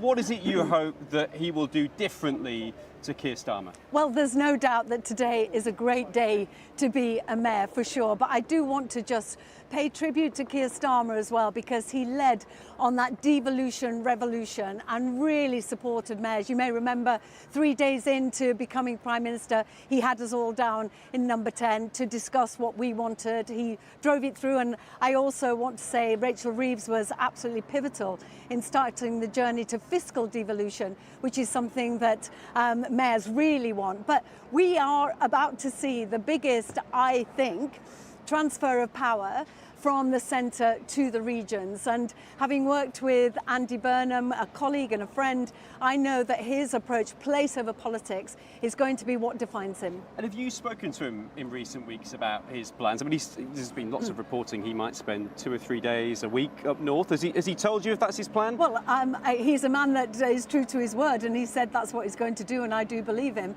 And I think number 10 North is really, really radical, because it is about where the power sits in the country. And I know that he's going to serve, as he said, not just the North, but he's going to serve the whole country from number 10 North as well as here in number 10. So I do believe, yes, that's true. And we've heard previous Prime Ministers, I mean, Boris Johnson most famously talked about levelling up. That was a big part of his agenda, but I don't think anyone really felt it materialised.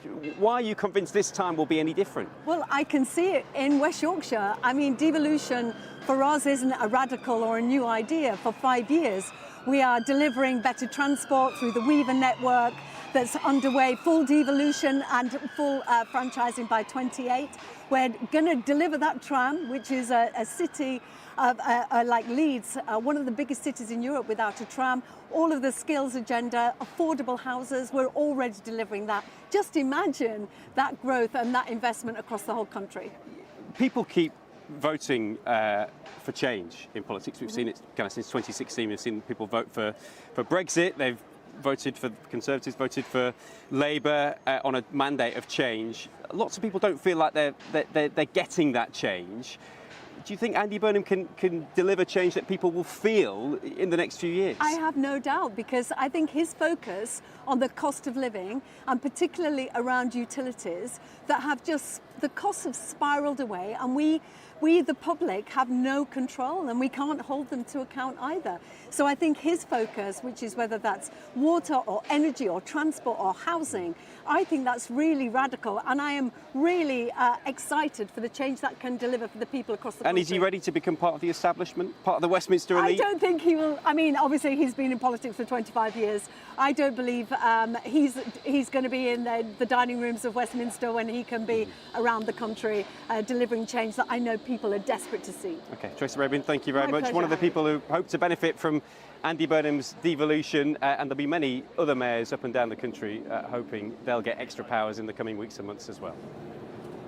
Okay, Harry, thank you very much indeed. Well, I know the suspense has been killing you, but Andy Burnham is indeed now our Prime Minister. Buckingham Palace has put out a statement saying that the Prime Minister, the new Prime Minister, was asked by the King to form a government, and hands were kissed, though in reality we know that's a handshake. Now, Robert and I were debating earlier the essential questions of the day, such as how would Andy Burnham be mic'd up?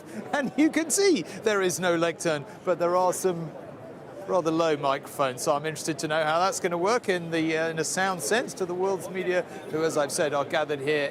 I wouldn't precisely say in their thousands, but definitely in their hundreds, more than ever before. And you're just going to, as we speak now, see coming up behind me all of Andy Burnham's supporters. Not all of them. I mean, I'm sure there are more supporters than there are here, but a lot of his closest supporters, people working for him are now coming out of number 11. Kevin Lee, who's been his closest advisor as Mayor of Manchester. He's the man in the red T-shirt, if we've got a camera on him. Yeah.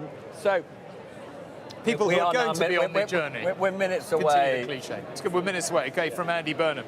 Before we, Jane, one thing I want to ask you is, one of the reasons the Labour Party has swapped Prime Ministers is because they're terrified of Nigel Farage and reform. We've talked about this a million times. I haven't had a chance to chat to you much about all the trouble Nigel Farage has been in, donations, etc., etc. Is Andy Burnham potentially a bit of a lucky general here, in that he's taking over at a point where Nigel Farage is not having such a great time? I think so. I think he's by just thinking about the politics. It's not just Nigel Farage that's had difficulties. Zach Polanski hasn't had as good a few months as he did before. And actually, Labour's vote was hemorrhaging left more than it was going to the right. And interestingly, in a poll that asked people kind of how would you vote normally, you know, like what's your vote intention, and then a poll with Andy Burnham, there were two really interesting things. Obviously, it's hypothetical, so we don't know what's really going to happen. One was that Labour did a bit better under Andy Burnham and might have edged over reform just very slightly, but the other was that the Tories did slightly better in that poll. And I think, you know, what's absolutely fundamentally crucial here for Nigel Farage is, you know, can the Conservatives be a mainstream party on the centre-right that absorbs some of their voters back from reform? And that is more likely, of course, when all of the stories over and over and over are going to be either ridicule because of Count Binface and the Clacton by-election, but much more seriously about money in politics and about, you know, all of that, you know, and here is somebody who had made so much play from being somebody that kind of could connect and could understand people's grievances, who had been picking up more support amongst people that feel financially insecure, those older voters who did so, and actually now sort of looking like he's betraying those principles. Now, if it's a Labour Party under Andy Burnham versus a slightly more popular Conservative Party, not perhaps because Kenny Badenoch is doing anything massively clear to win those voters back, but with Reform support plummeting potentially further, then he is indeed extremely lucky. Now, luck is a big thing in politics. Keir Starmer, I think, was very lucky to win the majority that he did in 2024. Can't necessarily claim a lot of personal credit for that. That doesn't matter, because if Andy Burnham comes in and there's a poll bounce, whether that be because of him or whether that be because of Nigel Farage, it really doesn't matter. It builds that kind of sense of political capital that Labour MPs are dying to see. If he can start to shift the polls in a more positive direction, that buys him leeway and latitude to do some of the difficult things he's nevertheless going to have to do. Okay, well, as you've probably sensed, there's something of a carnival atmosphere here. We always have this with an incoming administration. Those with long memories will remember some of the big moments. Tony Blair arriving in Downing Street on the morning of 1997, surrounded by ecstatic supporters. New Prime Ministers always come in on a wave of enthusiasm. Their supporters in the street excited to see them here at the heart of power. And it ends as it did with Keir Starmer this morning, invariably really, with them leaving feeling rather less good about themselves and certainly the country feeling less good about them. But it's a beautiful day here. As I said at the start of this programme, if you've been watching it all, it is either usually freezing cold or boiling hot in Downing Street. It's such the right temperature today. Maybe another reason why Andy Burnham is a lucky general. He certainly is a lucky Prime Minister. This is literally the best weather we've ever had for one of these. Who was it? It was raining. Rishi Sunak. Pouring for Rishi Sunak. Oh. Awful. Wasn't it pouring for Liz Truss as well? My memory fails. Anyway, sorry, there's a wonderful metaphor here. So Steve Rotherham, who is the mayor of Liverpool, is literally holding a baby. Okay. Who is his great friend. Yes, of course. So I think this metaphor of, you couldn't carrying the baby seems to sum couldn't up make that the up. trepidation. Was it Steve Rotherham who was talking about wealth taxes, or have I misremembered that a couple of days ago?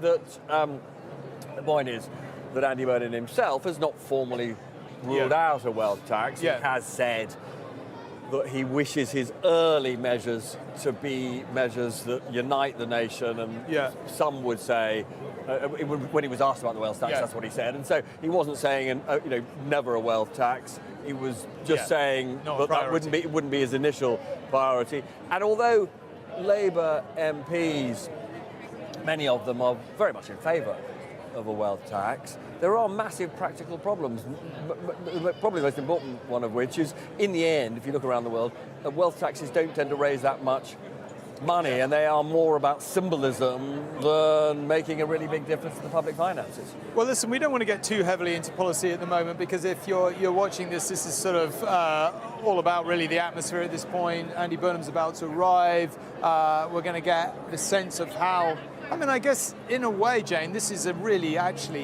the atmosphere might be quite light and all the rest of it. This is a pretty critical moment, because you mentioned earlier when we were discussing how a lot of the country is who's Andy Burnham? Tell me, or they're like, the changing Prime Minister, I didn't know that. A lot of people have zoned it all out, and I often find there's just so many people who are intelligent, best summed up with intelligent, but just not that damn interested. It's like, whatever. And it's quite rational. Quite rational, really. But they'll probably be watching this, right? New Prime Minister, there probably will be a bit of, okay, let's give this guy a chance. So these are actually quite critical first minutes for him. Yeah, they're really important first minutes, and although it is, it's amazing to be here. It's really fascinating. There is this huge sense of excitement. Clearly, the rubber hits the road when the door gets shut, and reality, everything, bang. Reality, bang. And I think, of course, it's for those people who are really into politics, those people on the left of politics, they are hugely hopeful now. And it's kind of worth remembering, that politics is it's a big deal, it's incredibly important. And so these major events, elections normally when we see a change of power, but obviously not in this instance are hugely hopeful moments for people, and for many in the public as well. They'll tune in briefly, try and make sense of what's going on, and then of course get on with their daily lives. But if you're on the left of politics today, you've spent the last 2 years seeing a relatively unpopular Labour government, but with a massive majority, but a very historically unpopular government for a government governing alone on 34% of the vote. Just seeing their support just disappear. I mean, like halving. Some of the most dreadful polling the Labour Party has ever seen in a sustained way. The fragmentation of our politics, a huge kind of sense that people don't know where to turn to, looking for parties that would massively change the status quo. This is a really important moment, because it could be, it might not be, but it could be for those people on the left, the moment where things go back to relative stability and normality in politics if Labour is a party that can coalesce votes on the left, and we'll see what happens about votes on the right. But for many people on the left of politics right now, this is it, and it is a last chance in a way, because this isn't going to happen barring something completely bizarre that I can't foresee, again before a general election.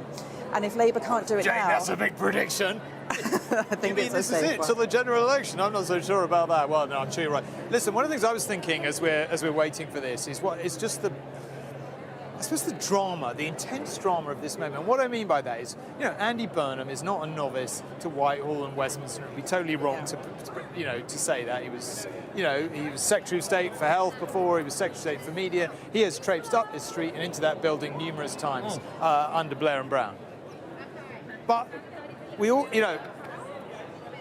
if you're wondering what happens today, think back to Love Actually, when Hugh Grant walks in and his new chief of staff is there and he introduces him to all the staff and all the rest of it. I know that was a bit pastiche, but the fundamental facts of the matter are, yes, he'll have some of his own people inside that door, but he is walking in this door as Prime Minister, and he is going to be hit really hard, Robert, as you were saying moments ago, immediately with all these really difficult challenges that did for his prime. Now, he might think he's reasonably prepared, but he's got to make sure that he's consistent in the decisions he's taking, that he's really thought through the impact. It's really hard. But it's more than that, right? Yeah. I mean, obviously, his MPs and much of the country want him to have a coherent, practical plan to revive our prosperity.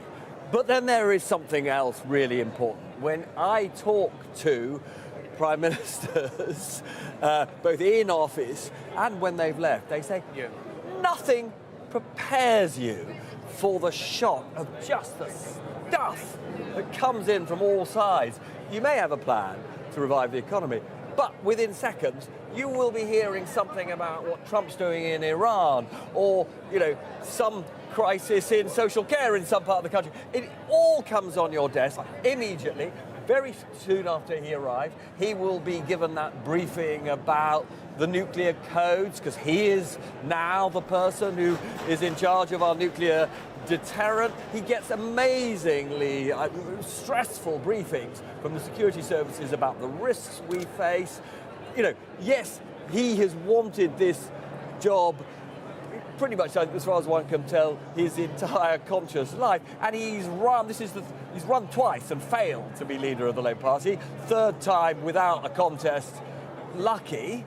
He will think he has had an apprenticeship. He will think that he is prepared, but he'll get in there, and there will definitely be a big eek. Oh my God, what have I let myself in for? Well, we're watching the courtyard at Buckingham Palace, and looking by my watch, Andy Burnham's been in there 40 minutes. That's a chunky and fairly decent first. They're obviously having a beer, man down the pub, Andy Burnham is sharing a beer with the Prime Minister. I'm inviting the King to come and watch him, watch Everton play in the season ticket seat next to him, which wouldn't we love to see that? Anyway, we think he'll be out in a minute. As you were talking, Robert, there, I was thinking about, I can't remember which election it was, probably 2010 maybe, or 2015. No, 2015, because Cameron was Prime Minister. I remember doing a Tonight documentary, and I went to do some filming with David Cameron at 5 in the morning or 5:15, or whenever he got up in Downing Street here in the flat to start working on his red boxes. And I remember he said to me, the thing about red boxes is that basically you can send your red box is full of decisions, and they range from security to a bypass on the the M3 or whatever it is that's got lots of local opposition. And he said you can always send the briefing back with "I need more information," but he said if you do that, the whole of Whitehall jams out. He said the Prime Minister's job is to make decisions all day, every day. And it's worse than that, because the only decisions that come to the Prime Minister are the ones that are just too difficult for Cabinet. Okay. So they get, I mean, I'm not going to use a rude word, but, at this time of the day, but they get what we like to call the difficult decisions. Okay, we'll save that for your show later. Here he is, Prime Minister Andy Burnham, shaking hands with Clive Alton, the King's Private Secretary, his wife alongside him, and they're about to get in the car, return to Downing Street, where there is, all around us here, a very expectant crowd. Now,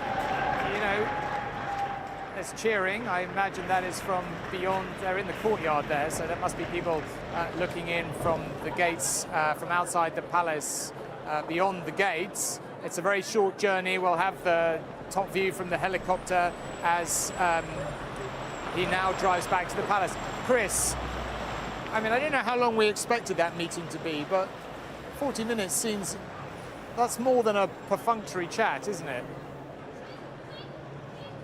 Yeah, I agree with you, Tom. I think they were in there for a lot longer than we thought. I can just hear the motorbikes revving up behind me, which presumably means he's on his way. Yep, I can just see him going through the North Centre Gate now with his cars. And he went in at about 3 minutes past 12. He's out at what, 40 minutes past 12. So yeah, just shy of 40 minutes, Tom. Which surprises us. Maybe the King had a few things he wanted to get off his chest. Maybe he gave him a list of things he wants him to do in government. But they're just going past me now around the Queen Victoria Memorial and then up the Mall. In the front car there, the new Prime Minister, Andy Burnham, and his wife, Marie Frances Van Heel. And they've done that part of the job, the meeting of the King. As the Buckingham Palace put it, they kissed hands upon appointment. And as you discussed earlier, Tom, it doesn't actually do that, but it's just the old-fashioned phrase that we still use. And now he's making his way from one palace to your palace of Westminster and into Downing Street. A big moment for Andy Burnham as he sits in that car preparing to give the speech without lectern that you're about to listen to. The palace isn't really going to give us any idea of what was said, is it? But do you get any sort of context at all as to what the King would be discussing or trying to get across to the Prime Minister, or are they literally just chit-chatting on the sunshine and the time of day? Well, I was listening to your conversation about sunshine earlier, Tom, and we're all grateful for the lack of rain, although the umbrellas we're using here in Buckingham Palace are to shield us from the sunshine. But yes, in terms of what they spoke about, look, I think these men need to start off having a new relationship. They've got a big relationship to come, and whilst he had a pre-existing relationship with Keir Starmer, he doesn't really have one with Andy Burnham, former Health Secretary. We probably didn't see the King that much, apart from the odd Privy Council. So yeah, I think a long meeting probably shows that they have a lot to talk about, both his plans as Prime Minister, but I'm sure the King, as he's constitutionally allowed to do, to give some advice to his Prime Minister. Okay, Chris, thank you very much indeed. Well, the new Prime Minister, Andy Burnham, who has dreamed of this moment, I think his whole political life, and perhaps before he went into politics, is now on his way to walk in to number 10 Downing Street as the new Prime Minister. I mean, huge excitement for him, no doubt. However much you've been around politics, reporting on it for decades, there is still something quite extraordinary about watching someone go in to wield as much power as you get, as anyone has in this country, particularly when you know that the problems we face, the difficult choices he's going to have to make are really quite profound, and honestly did for his predecessor. I mean, we haven't really talked about it today, but just the question of defence. Keir Starmer, as he left, talked about enemies that seek to divide us, an obvious reference particularly to Russia, to some extent perhaps to Iran and China too. But as Robert was saying, these are the issues that the new Prime Minister will grapple with immediately as he comes in the door. Keir Starmer often talked about the danger that Russia proposed, but when it came to the defence investment plan, he, in the eyes of some people, including some of his military chiefs, was not doing enough to fund the increase in defence that he himself had outlined as being necessary. So that's a key decision that Andy Burnham is going to have to make. Does he agree with Keir Starmer? So far we believe he does, that the need to invest in defence is there, but how is he going to fund it? These are very, very difficult decisions that he's going to have to make very early. They're down the road a bit today. The gates are opening. The Prime Minister is about to arrive. A very expectant crowd. We imagine that the car will park up just here and he'll get out and walk up on foot. At least we hope that's what's going to happen, because otherwise they're going to run us over. But here he is. Let's just get out of the way and let you experience this moment. The new Prime Minister, Andy Burnham, and his wife arriving to take power here in Downing Street.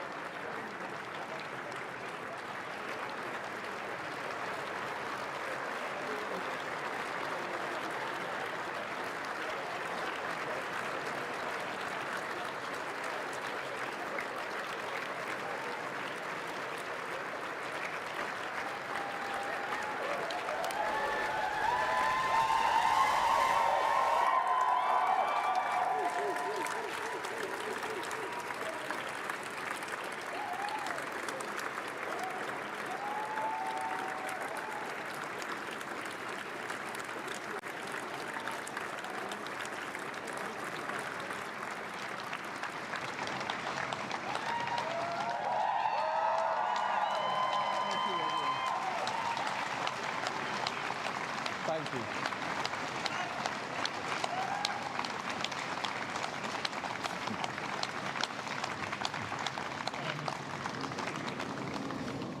I have just come from Buckingham Palace, where I have accepted His Majesty the King's invitation to form a government.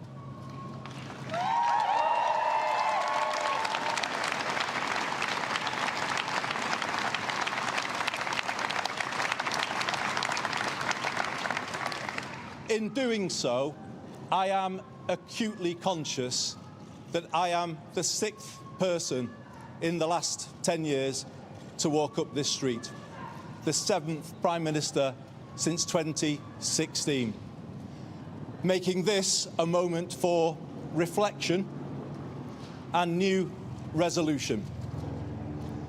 It requires my generation of politicians to raise our game and rise to the new challenge.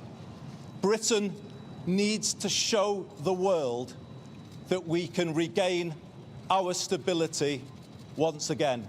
And that is our challenge, to make politics work, to make it work better. I know people at home are fed up with politics. I hear you, and I want to be honest with you. We have not been good enough, and we need to be better. We will be. We will make this moment a circuit breaker for Britain, bringing forward the biggest changes in the last 40 years. A new political model and a new economic model. In the 1980s, Britain took some wrong turns. Political power was centralised, economic power privatised, large parts of the country deindustrialised, and they still haven't recovered. Many feel as though they're still in decline, and they don't have the ability to turn things around. And that's why we will change politics, to make it more collaborative, more about problem solving than point scoring. And we will take power out of here and carry it into every postcode in the land so that they can do more. And in doing more, build a new economy where we put life's essentials back under stronger public control to make them affordable to you again. Reindustrialising Britain, using public procurement to back British industry. Later this year, I will bring forward a new plan for Britain, a 10-year plan, laying out a path from where we are now to where I believe we all want Britain to be, wherever we're coming from, whatever party we support.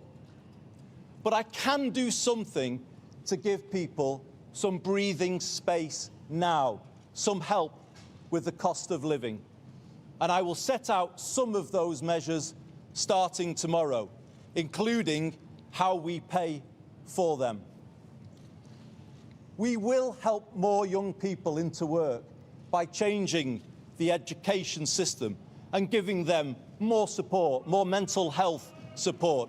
And we will build more council homes. That is the fair and sustainable way to bring the welfare bill down, to meet our fiscal rules and to honour our commitments on defence to our international partners. We will help people to live well, building a more preventative state, investing in people's success rather than paying for failure. And that work starts now. I will soon go through that door behind me and issue my first instruction to end rough sleeping in our country.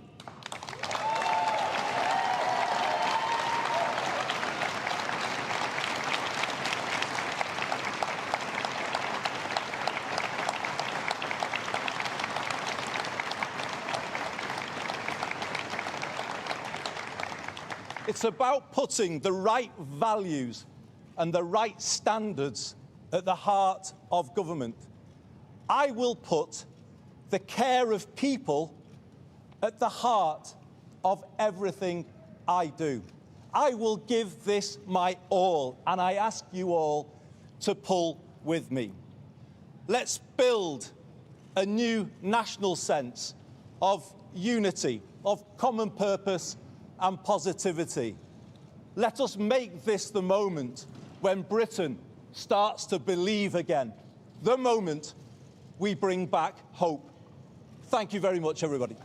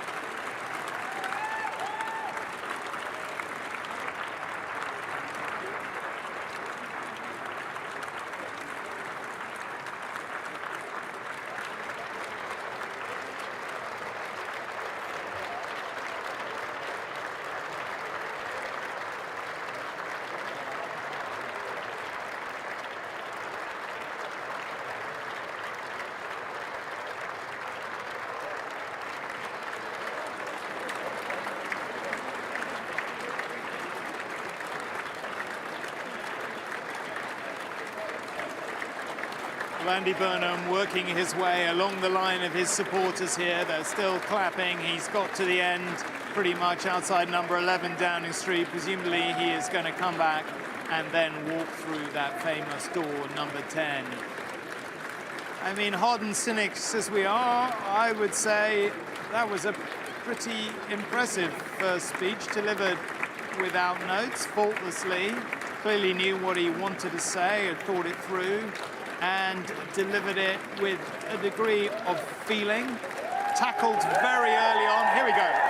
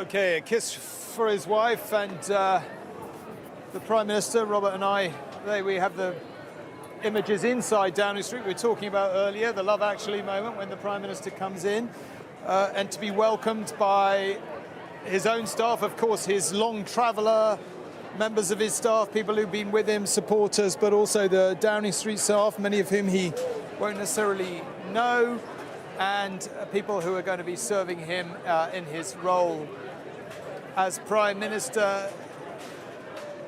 What a moment that was. The optimism of an incoming Prime Minister in sharp contrast to Keir Starmer and his wife Vic, who left earlier. And honestly, there were times in the last few months where it looked as if they'd been all but broken by the brutalities of that office. Andy Burnham, the very reverse today, going in on a wave of hope. His hope, certainly the hope of his supporters, to a degree his party, and perhaps even many people in the country who would like things to be different. Interesting that he addressed that right at the very start, straight off.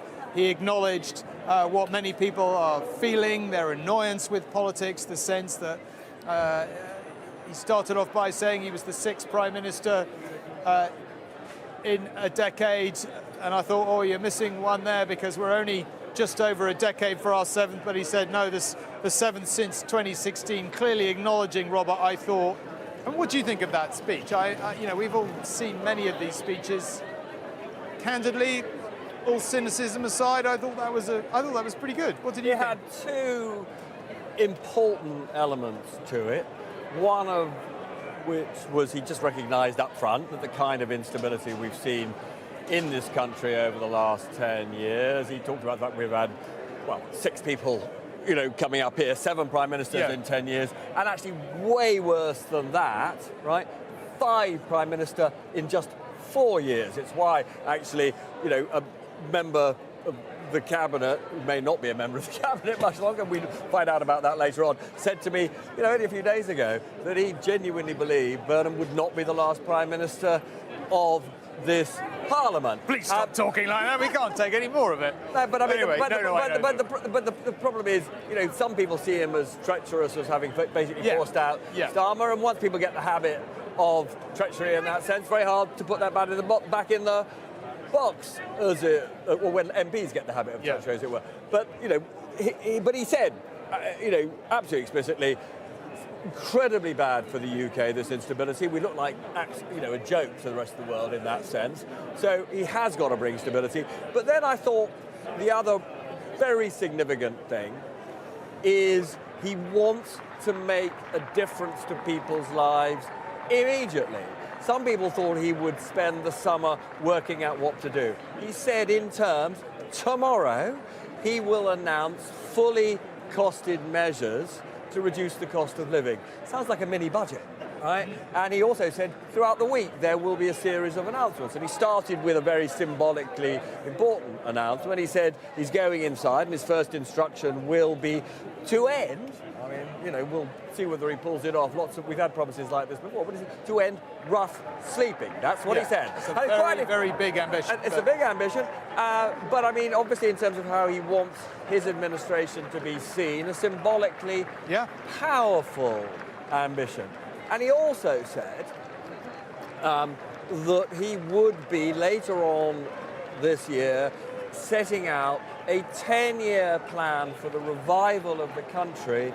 And he hopes that that 10-year plan will attract cross-party support. And, we can assume, therefore, that that 10-year plan will be the document that shows us what he's going to do to put the funding of social care on a generous and sustainable footing. He's talked a great deal about the scandal of inadequate social care for the elderly. And he feels this very personally. I thought one of the most moving things that he has said over the last 24 hours is his dad, who suffers from Alzheimer's, is so unwell that he doesn't even know that his son is becoming Prime Minister, which is, one of those family tragedies that so many families in this country live through and understand. And, he wants to bring more humanity into social care and better funding. And then there is 2 other unbelievably thorny problems. One is, how do you reform welfare, including, and it's not just what much of the politics likes to focus on, which is the rising bill for those who are unwell and unable to work, but also, frankly, the rising cost of the state pension and reforming the guarantee for pensioners, the so-called triple lock. And then finally, and he did refer to this, but I must admit I didn't really understand what his proposal was to sort this. He did refer to Keir Starmer's predecessor's promise to increase spending on defence as a share of our national income from 2.7% now to 3% in 2030 to 3.5% by 2035, which will cost billions, tens of billions of pounds. Very unclear. Well, Keir Starmer couldn't find the money. It's a lot of money. He made reference to the fact he's got to find that money. So, big ambitions. No detail. He hopes attractive announcements for the electorate to reduce the cost of living in the next few days, but some big strategic challenges. Okay, Jane, you have been in the street quite a few times. You've seen many a political speech. What did you make of that? Less on the sort of political analysis terms, more on just the human terms. Do you think it worked? Do you think it was good? Do you think people will receive it well? Do you think he cut a good image? He has one of the first things you notice about Andy Burnham when he talks is his accent, right? This is a different accent we're used to hearing. And I guess, that is going to kind of resonate for many people and also be something quite fresh for other people too. I think he was also saying at the beginning, I get it, I get how you feel. And I think, in that sense, the humanity of that is, well, yeah, I understand. And not just politics has been broken, we have to do better, he said, but also that sense that, people genuinely, and we see this in our research with Joseph Rowntree Foundation over and over and over, people are very worried about their finances. And I think, coming in with a sense of, I get it, I get the politics isn't working for you, we haven't been good enough. I also get that this is your primary concern. And it is people's primary concern, and it is the thing that's been driving people away from mainstream political parties. And I think, in that sense, there is that kind of, I understand you element to this. I think the other thing, you asked for no political analysis, so no, just going to go there a little bit. I just meant... I'm not sure that's precisely what... You said the human side, not the political analysis, right? But I think, on the kind of... on the politics of this, he's also saying, I'm here to stay, right? So the message is, there's been too much instability. Well, the implicit message in that is, I don't want to go anywhere. You might be stuck with me for a very long time. Yeah. And he also talks about the 10-year plan, coming up with a 10-year plan. Now, that really kind of threw me back to the Keir Starmer beginning of his period as Prime Minister, where he kind of came out and said, things have been really bad, they're going to be really bad, and, without that sense of optimism and knowing where we're going. And I think, that 10 years is a long time, but nevertheless, if people can understand that you're taking me, I'm not going to say the word journey, but if you're taking me, with a sense of economic purpose, and you understand what's on my kind of list of concerns, and you understand kind of how I've been feeling about things, then that's a very different kind of mood music. It is saying this is going to take a long time. It's not saying I'm going to change everything tomorrow. So therefore, we also have the homelessness statement, which is a tangible, physical, observable difference, especially in our cities, that people see pretty much every day. So there's some tangible signs there, but there's also this sense that we're on this kind of, a sense of it's going to take some time. He also talked very boldly about a new political and economic model. And what does that mean? And about taking life's essentials into public control. And it's those essentials that people are having to sacrifice for so many people, not being able to, afford to take their kids out and stuff like that, which is for many, many people an essential part of just living an enjoyable kind of fulfilling life. And, so I think that kind of resonance that he's trying to find is bang on, frankly, but also with that honesty about this is going to take 10 years.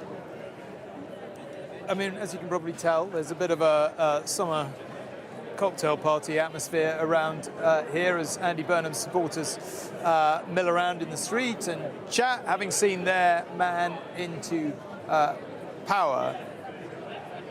Robert, there was candidly, I thought that speech was better than I expected. Not that I had any particular expectations, but I thought it was a well-delivered speech. But he does speak well. I think he does speak well. Yeah. But there was more substance in it, I thought. Mm-hmm. But we're still in this position that you alluded to. So, like, rough sleeping, housing, not entirely connected issues, but, one can draw a line between them. It's going to require money. Obviously, housing is to some extent reducing regulation and all the rest of it. But, to some extent, if you want to build a lot of social, what we used to call council housing, then you need to spend some money. That's knocked Keir Starmer back out. Some of his supporters just outside the front door having a photograph taken. But you talked about the defence plan. That's going to require money. He talked about helping people out with the cost of living. That's going to require money. Where's it all going to come from? I mean, the honest answer is we don't know. If he is going to put taxes up, as I said earlier, he is going to have to painstakingly build the case for it. But he is massively boxed in by Keir Starmer's manifesto, which says that in respect of the taxes that raise the most amount, income tax, VAT, corporation tax, national insurance, there are pledges in Labour's manifesto not to raise the rates of any of those. And therefore he is broadly left to sort of fiddle around with lesser taxes. Now there is there's huge pressure on him to simplify our tax system. So for example, one of the things that lots of economists who are close to him want him to do is a land tax, right? Which, however, net probably wouldn't raise an enormous amount of additional money. All that it would do would be to abolish some taxes that are largely regarded as having very negative impacts, like stamp duty, which basically discourages people from moving out of their houses and means that, for example, lots of older people who don't need big houses never sell. It would be rather better for housing supply if we had a different kind of taxation system for the housing market than if you combine the abolition of stamp duty, abolition of some parts of the council tax system with a land tax. Many say that would be a much more rational approach to raising money from property. Yeah, but I just want to jump in on that because that's a good example. We haven't had a council tax revaluation since, 1991? And we're due to have one in 2030. Every administration after administration delays it because it's an extraordinarily unpopular thing to do because you have to send inspectors round to people's houses or find some means of assessing how people, if someone's built on a kitchen extension or whatever else, then they're going to charge more. It's not a fun thing to do as a government. It's a really difficult thing to do. You're going to cause a lot of aggro. And a land tax, it's impossible to see how you can make a land tax work without bringing forward some kind of revaluation on people's houses. So these are really big, potentially very unpopular. But he talked about a 10-year plan, and that again, I was telling you, we were talking earlier about the other big elements likely to be in a 10-year plan, like reform of welfare and social care. Obviously, that kind of radical reconstruction of the tax system would have to be put in place over a period of a few years. But to get back to your initial question, he hasn't got forever to raise some additional money. One of the reasons why I think it's not impossible that we will get a general election rather earlier than the last possible day, which is, 3 years from now. I think it is theoretically, more than theoretically, I think it is possible that we could see a general election, less than a year from now, for the simple reason that as he literally goes through all the challenges properly, now that he is Prime Minister, he may come to the conclusion that, there is very little he can do to start the process of renewal boxed in by that manifesto, which he has said that he will honour. He needs, really, to put, the country on a sustainable path to growth, his own manifesto, his own mandate. And, what he should be doing, I think, in the next, few months is setting out to the British people, the scale of his ambitions and how he's going to achieve them. But he may come to the conclusion that the only way he can actually deliver is to get the approval of the British people in a general election. Okay, we've got some pictures. He talked about ending rough sleeping. We've got some pictures of Andy Burnham visiting a homeless shelter, which is kind of maybe worth taking a look at. Only in the sense this is an issue he's been passionate about and very interested in and concerned about for a very long period of time. But Jane, it was irresistible to put the idea of an election in a year, ? Thoughts on that? Wise politics from Andy Burnham? Unwise politics? Well, what will the electorate think if they're told, you could have 2 more years, but we're coming back, 2 years before we need to? Yeah. So one of the questions that I get asked over and over and over is not by you, but all the time, right? Just by you, is what would the electorate think?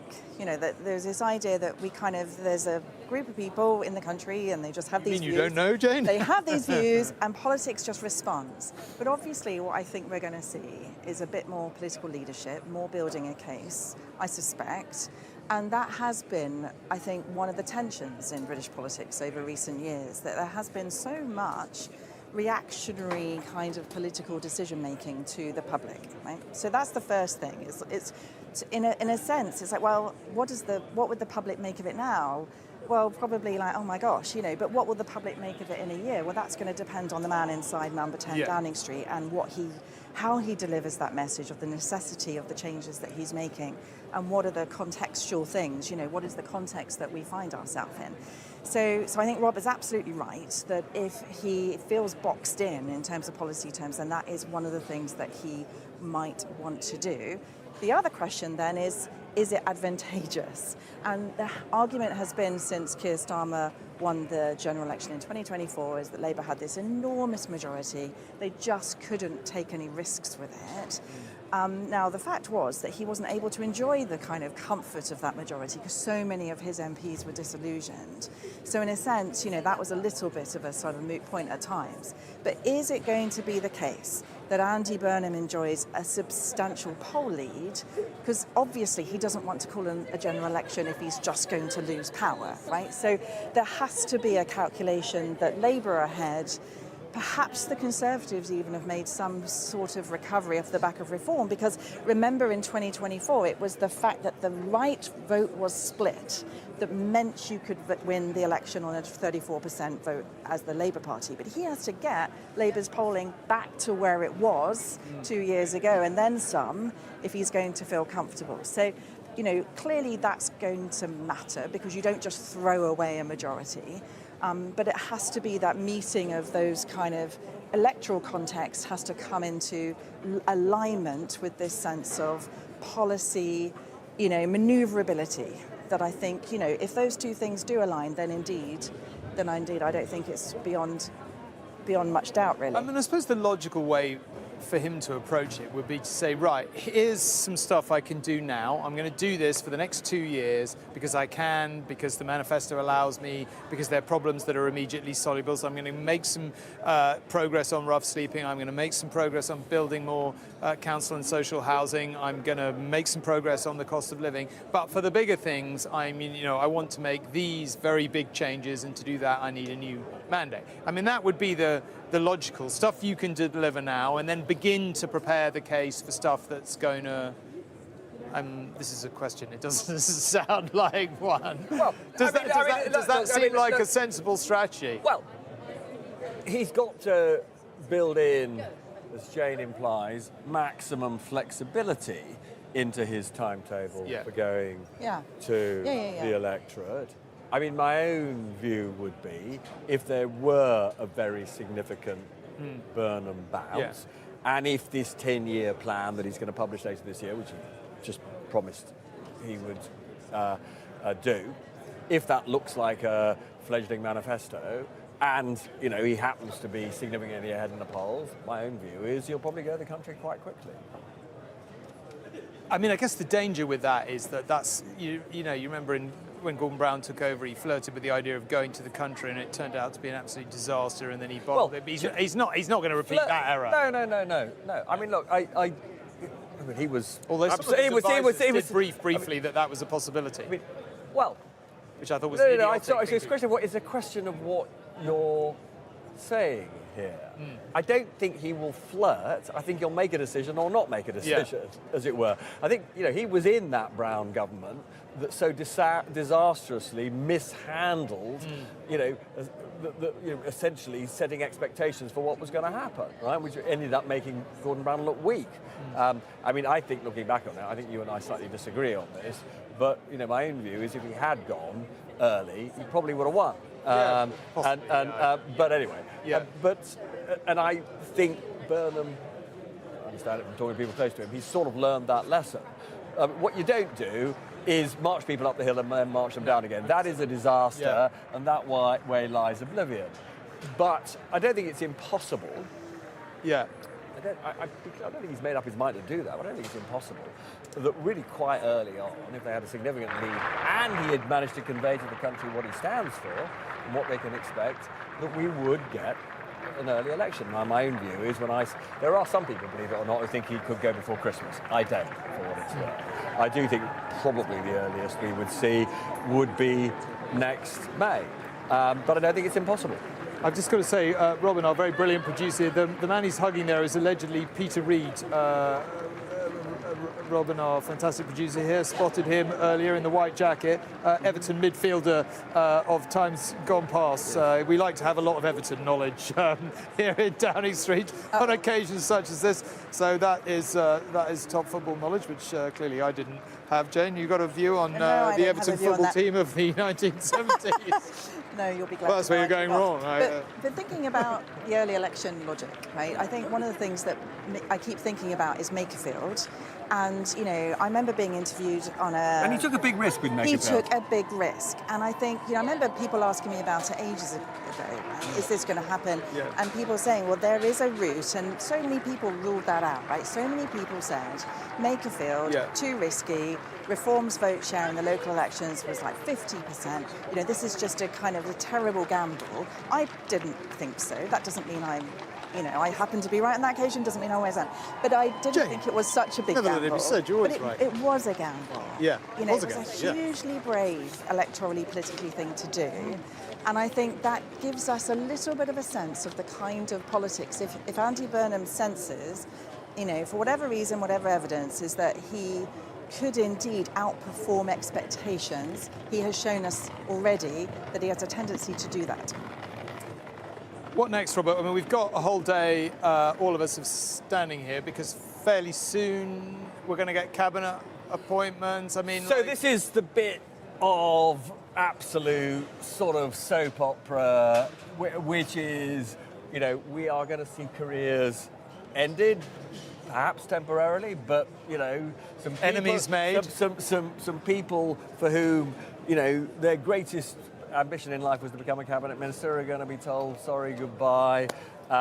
You know, you're just going to have to get used to the life of a backbencher again. As you say, in some cases that will create enemies, and it will be again a really interesting test of Andy Burnham, the extent to which he is troubled in terms of making his changes by the prospect of sending potential, you know, enemies and troublemakers to the back benches, as you know, and therefore sort of keeps people in jobs that perhaps he shouldn't do, versus actually thinking, right, I've got this fledgling 10-year plan. You know, I've got these huge priorities, devolving power to the regions, improving living standards, and I'm going to get, you know, the absolute top team. Right now, as I said to you, actually, I think more than once today, I do think the most important decision he's going to make today, or announce today, I assume he's made it already, but the most important announcement... Let's hope he has, because time is short. The most important announcement he'll make today is the identity of the Chancellor. Now, for any Prime Minister, that job of Chancellor is by far the most important, because you just don't have the time as Prime Minister to micromanage decisions about public spending and tax. You can share what you want to happen, but in the end, you know, the Chancellor, it's such a powerful job. They have so much independence. And also at a time when we are, among the rich countries, the most vulnerable in respect of how investors see us. And what I mean by that is we have this enormous debt, equivalent to 100% of our national income, our GDP. We are already paying more than £100 billion a year to service that debt. But the really big problem is that of the rich countries, America, Germany, France, Greece, we are seen as the country whose fiscal position is, relatively speaking, the most vulnerable. And so whenever there's a time of economic anxiety, which there is because of Trump's war in Iran, our interest rate, the interest rate that his government pays, goes up more than anybody else's, right? And so the position of the Chancellor on how they're going to manage the public finances is a hugely important one. So in all circumstances, appointing a Chancellor is central. Today, it's even more important. I've been reporting that it's likely, and many people think, particularly within his own party, this is a mistake, that the new Chancellor will be the current Home Secretary, Shabana Mahmood. Now, the reason people think it's a mistake within the Labour Party is, and more broadly than that, it's not because she's not a very talented politician, which she is, but she knows literally very little about economics, and she's never worked at the Treasury. And, if I look back at the history of the last 40, 50 years, really successful chancellors have an economic vision, and they know how to drive the Treasury, how to manage the Treasury. Now, she may manage the civil servants quite well, but there are some who feel that she simply will not be able to drive the economic agenda sufficiently. And there are already people with, I've seen, talked to various MPs this morning who are really anxious about that. Okay. We are reaching the end, or near the end, of this ITV News special programme, and the lunchtime news with Nina is coming up in just a moment. Sir Keir Starmer bowed out of office after 2 years and 2 weeks in number 10. My work is done, he told cheering supporters. I go with a smile. His last duty, resignation to the King inside Buckingham Palace. Outside, appropriately, they were changing the guard. 40 minutes later, it had changed. Mr. Burnham, the one smiling now. Change too. No lectern behind us here, as Mr. Burnham said he would restore stability. We need to be better, he said, as he and his wife, Marie-France, entered number 10, the transfer of power complete. Mr. Burnham made 2 immediate promises on rough sleeping today and the cost of living tomorrow. His cabinet announcement, as Robert was just talking about there, are yet to come. But for now, from Downing Street, it is good afternoon.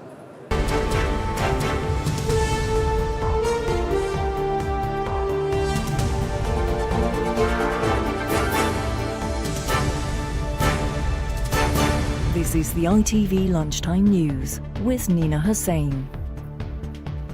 Good afternoon. The talk is over. The job has begun. Andy Burnham has seized the biggest gig in British politics. As of this lunchtime, the newly elected Labour MP for Makerfield is now the Prime Minister. So what will a Burnham premiership look like? We are about to find out.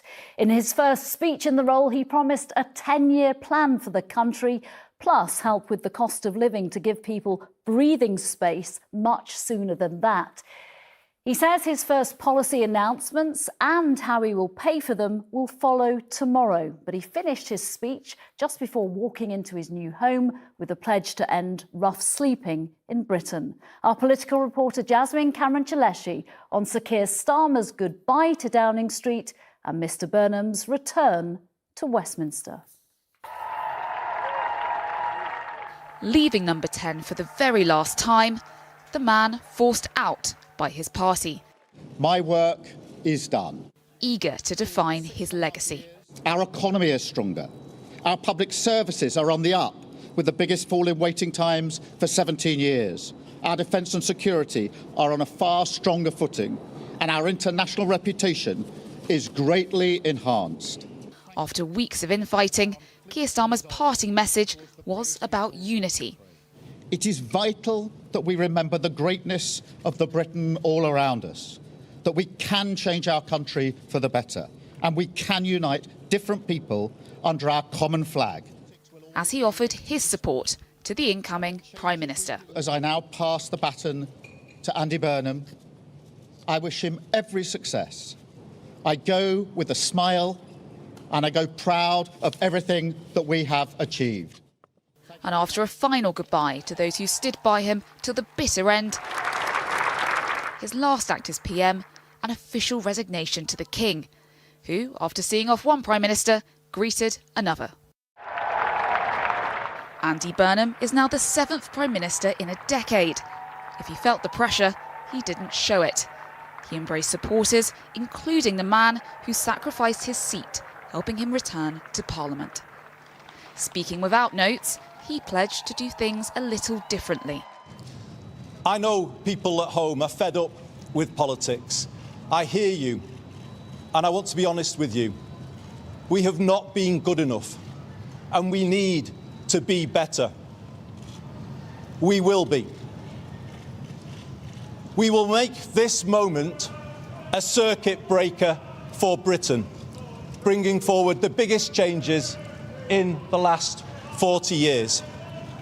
A new political model and a new economic model.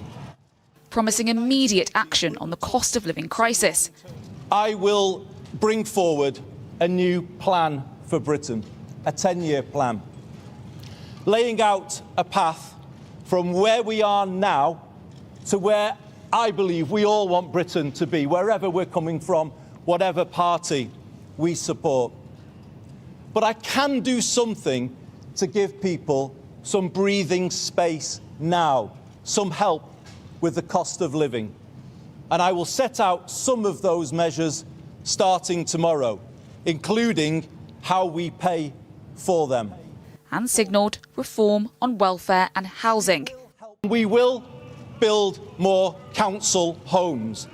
That is the fair and sustainable way to bring the welfare bill down, to meet our fiscal rules and to honour our commitments on defence to our international partners. That work starts now. I will soon go through that door behind me and issue my first instruction to end rough sleeping in our country. His message was one of optimism. It's about putting the right values and the right standards at the heart of government. I will put the care of people at the heart of everything I do. I will give this my all, and I ask you all to pull with me. Let's build a new national sense of unity, of common purpose and positivity. Let us make this the moment when Britain starts to believe again, the moment we bring back hope. Thank you very much, everybody. Andy Burnham finally has the job he's always wanted. Now, the hard work of proving himself to the country begins. Jasmine Cameron-Chaleshi, ITV News, Westminster. Let's get the latest from Downing Street and join our political editor, Robert Peston. No notes, no lectern. What did you make of Andy Burnham's first speech in charge? Well, he's certainly very ambitious. We've already got one initial policy that he wants to end rough sleeping, though no detail about how he's going to pay for that or indeed over what kind of timetable he wants that rough sleeping to be ended. And he also said that tomorrow, or he seems to foreshadow almost a mini budget, because he said that tomorrow he would talk about how he's going to reduce the cost of living for people and do that in a fully costed way. And there'll be other announcements later this week. He also outlined a 10-year plan of revival for the country, which he intends to publish before the end of the year. And that implies to me that that's where we will see his bold plans, which he's promised, to fix the crisis in social care, the care for the elderly, which many British people find both inadequate and unaffordable. We'll probably also see within that his plans to reform welfare and indeed to find the billions and billions of pounds to increase defence spending, which Keir Starmer, his predecessor, promised but has not yet furnished through the Defence Investment Plan the money to pay for that. So enormous ambitions. And another thing, which some would say is incredibly apposite, he is widely seen as having pushed Keir Starmer out. Having done that, he now says, by the way, we've had too many prime ministers recently, just 5 in the last 4 years. He insists he's going to bring stability. That is, his other huge aim.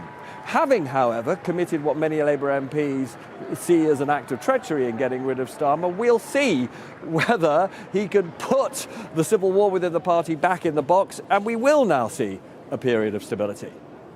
Robert, thank you very much for now. Thank you. Well, from the moment he took charge of his party last week, Andy Burnham pledged to be a leader for the North, the South, the East and the West, for Scotland, Wales and for Northern Ireland. So let's go to our correspondents across the UK. ITV Wales's political editor Adrian Masters is at the Royal Welsh Show. Our Scotland reporter Louise Scott is at Holyrood, and Paul Riley is in Belfast city centre. To Adrian first, what challenges does the new Prime Minister face there? Well, in some ways, Nina, Wales is symbolic of the kind of challenges that Andy Burnham faces, that catastrophic loss of power in the last Senate election only 2 months ago, the rise of Reform UK and stress as well on the party from the Welsh nationalist Plaid Cymru. And if Andy Burnham wants to reach out beyond London to other parts of the country, he could do worse than come here at the Royal Welsh. You have to forgive all the racket here. It's the biggest show of its kind in Europe, and really it's also a microcosm of Wales. You get to see all the politicians that represent parts of Wales come here, and that's why it's symbolic of all the power, of all the challenges and all the difficulties facing Wales. We've been asking people here what they make of the new PM. We're meant to be a democratic society, and we get a Prime Minister that's voted in a by-election. There's so many questions that everybody's got. It's just a matter of wait and see, and I just hope that he sticks to his guns. I'd say it's a hard job. There's a lot of pressure on a job like that. So, yeah, we'll see what happens. He might improve, he might not. He's came in at a tough time. I don't think agriculture, countryside life, farming is going to be his foremost concern. Does that worry you? It does worry me a lot, because I think none of the politicians are taking it seriously just how desperate farming is today.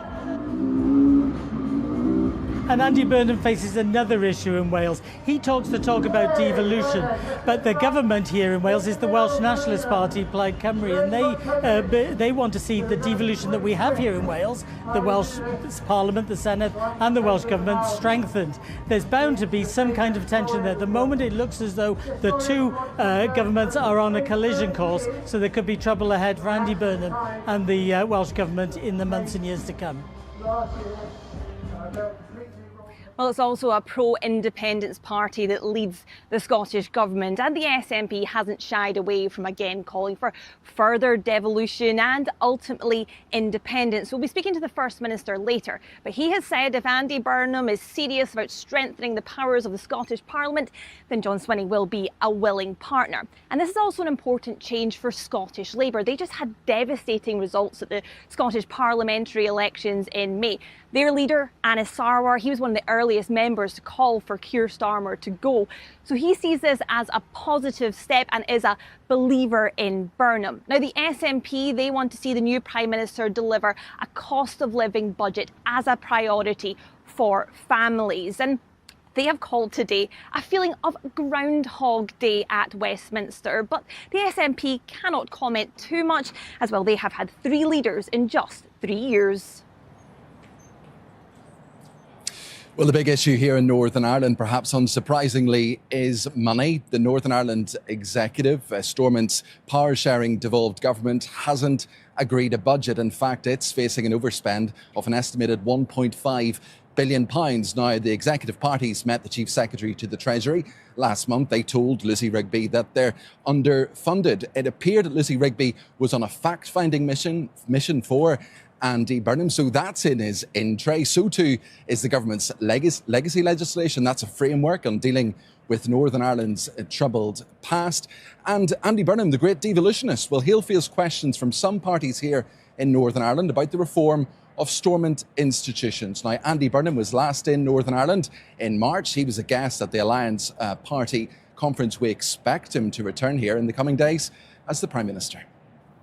Paul Riley in Belfast, as well as Adrian Masters at the Royal Welsh Show and Louise Scott in Holyrood. Thank you.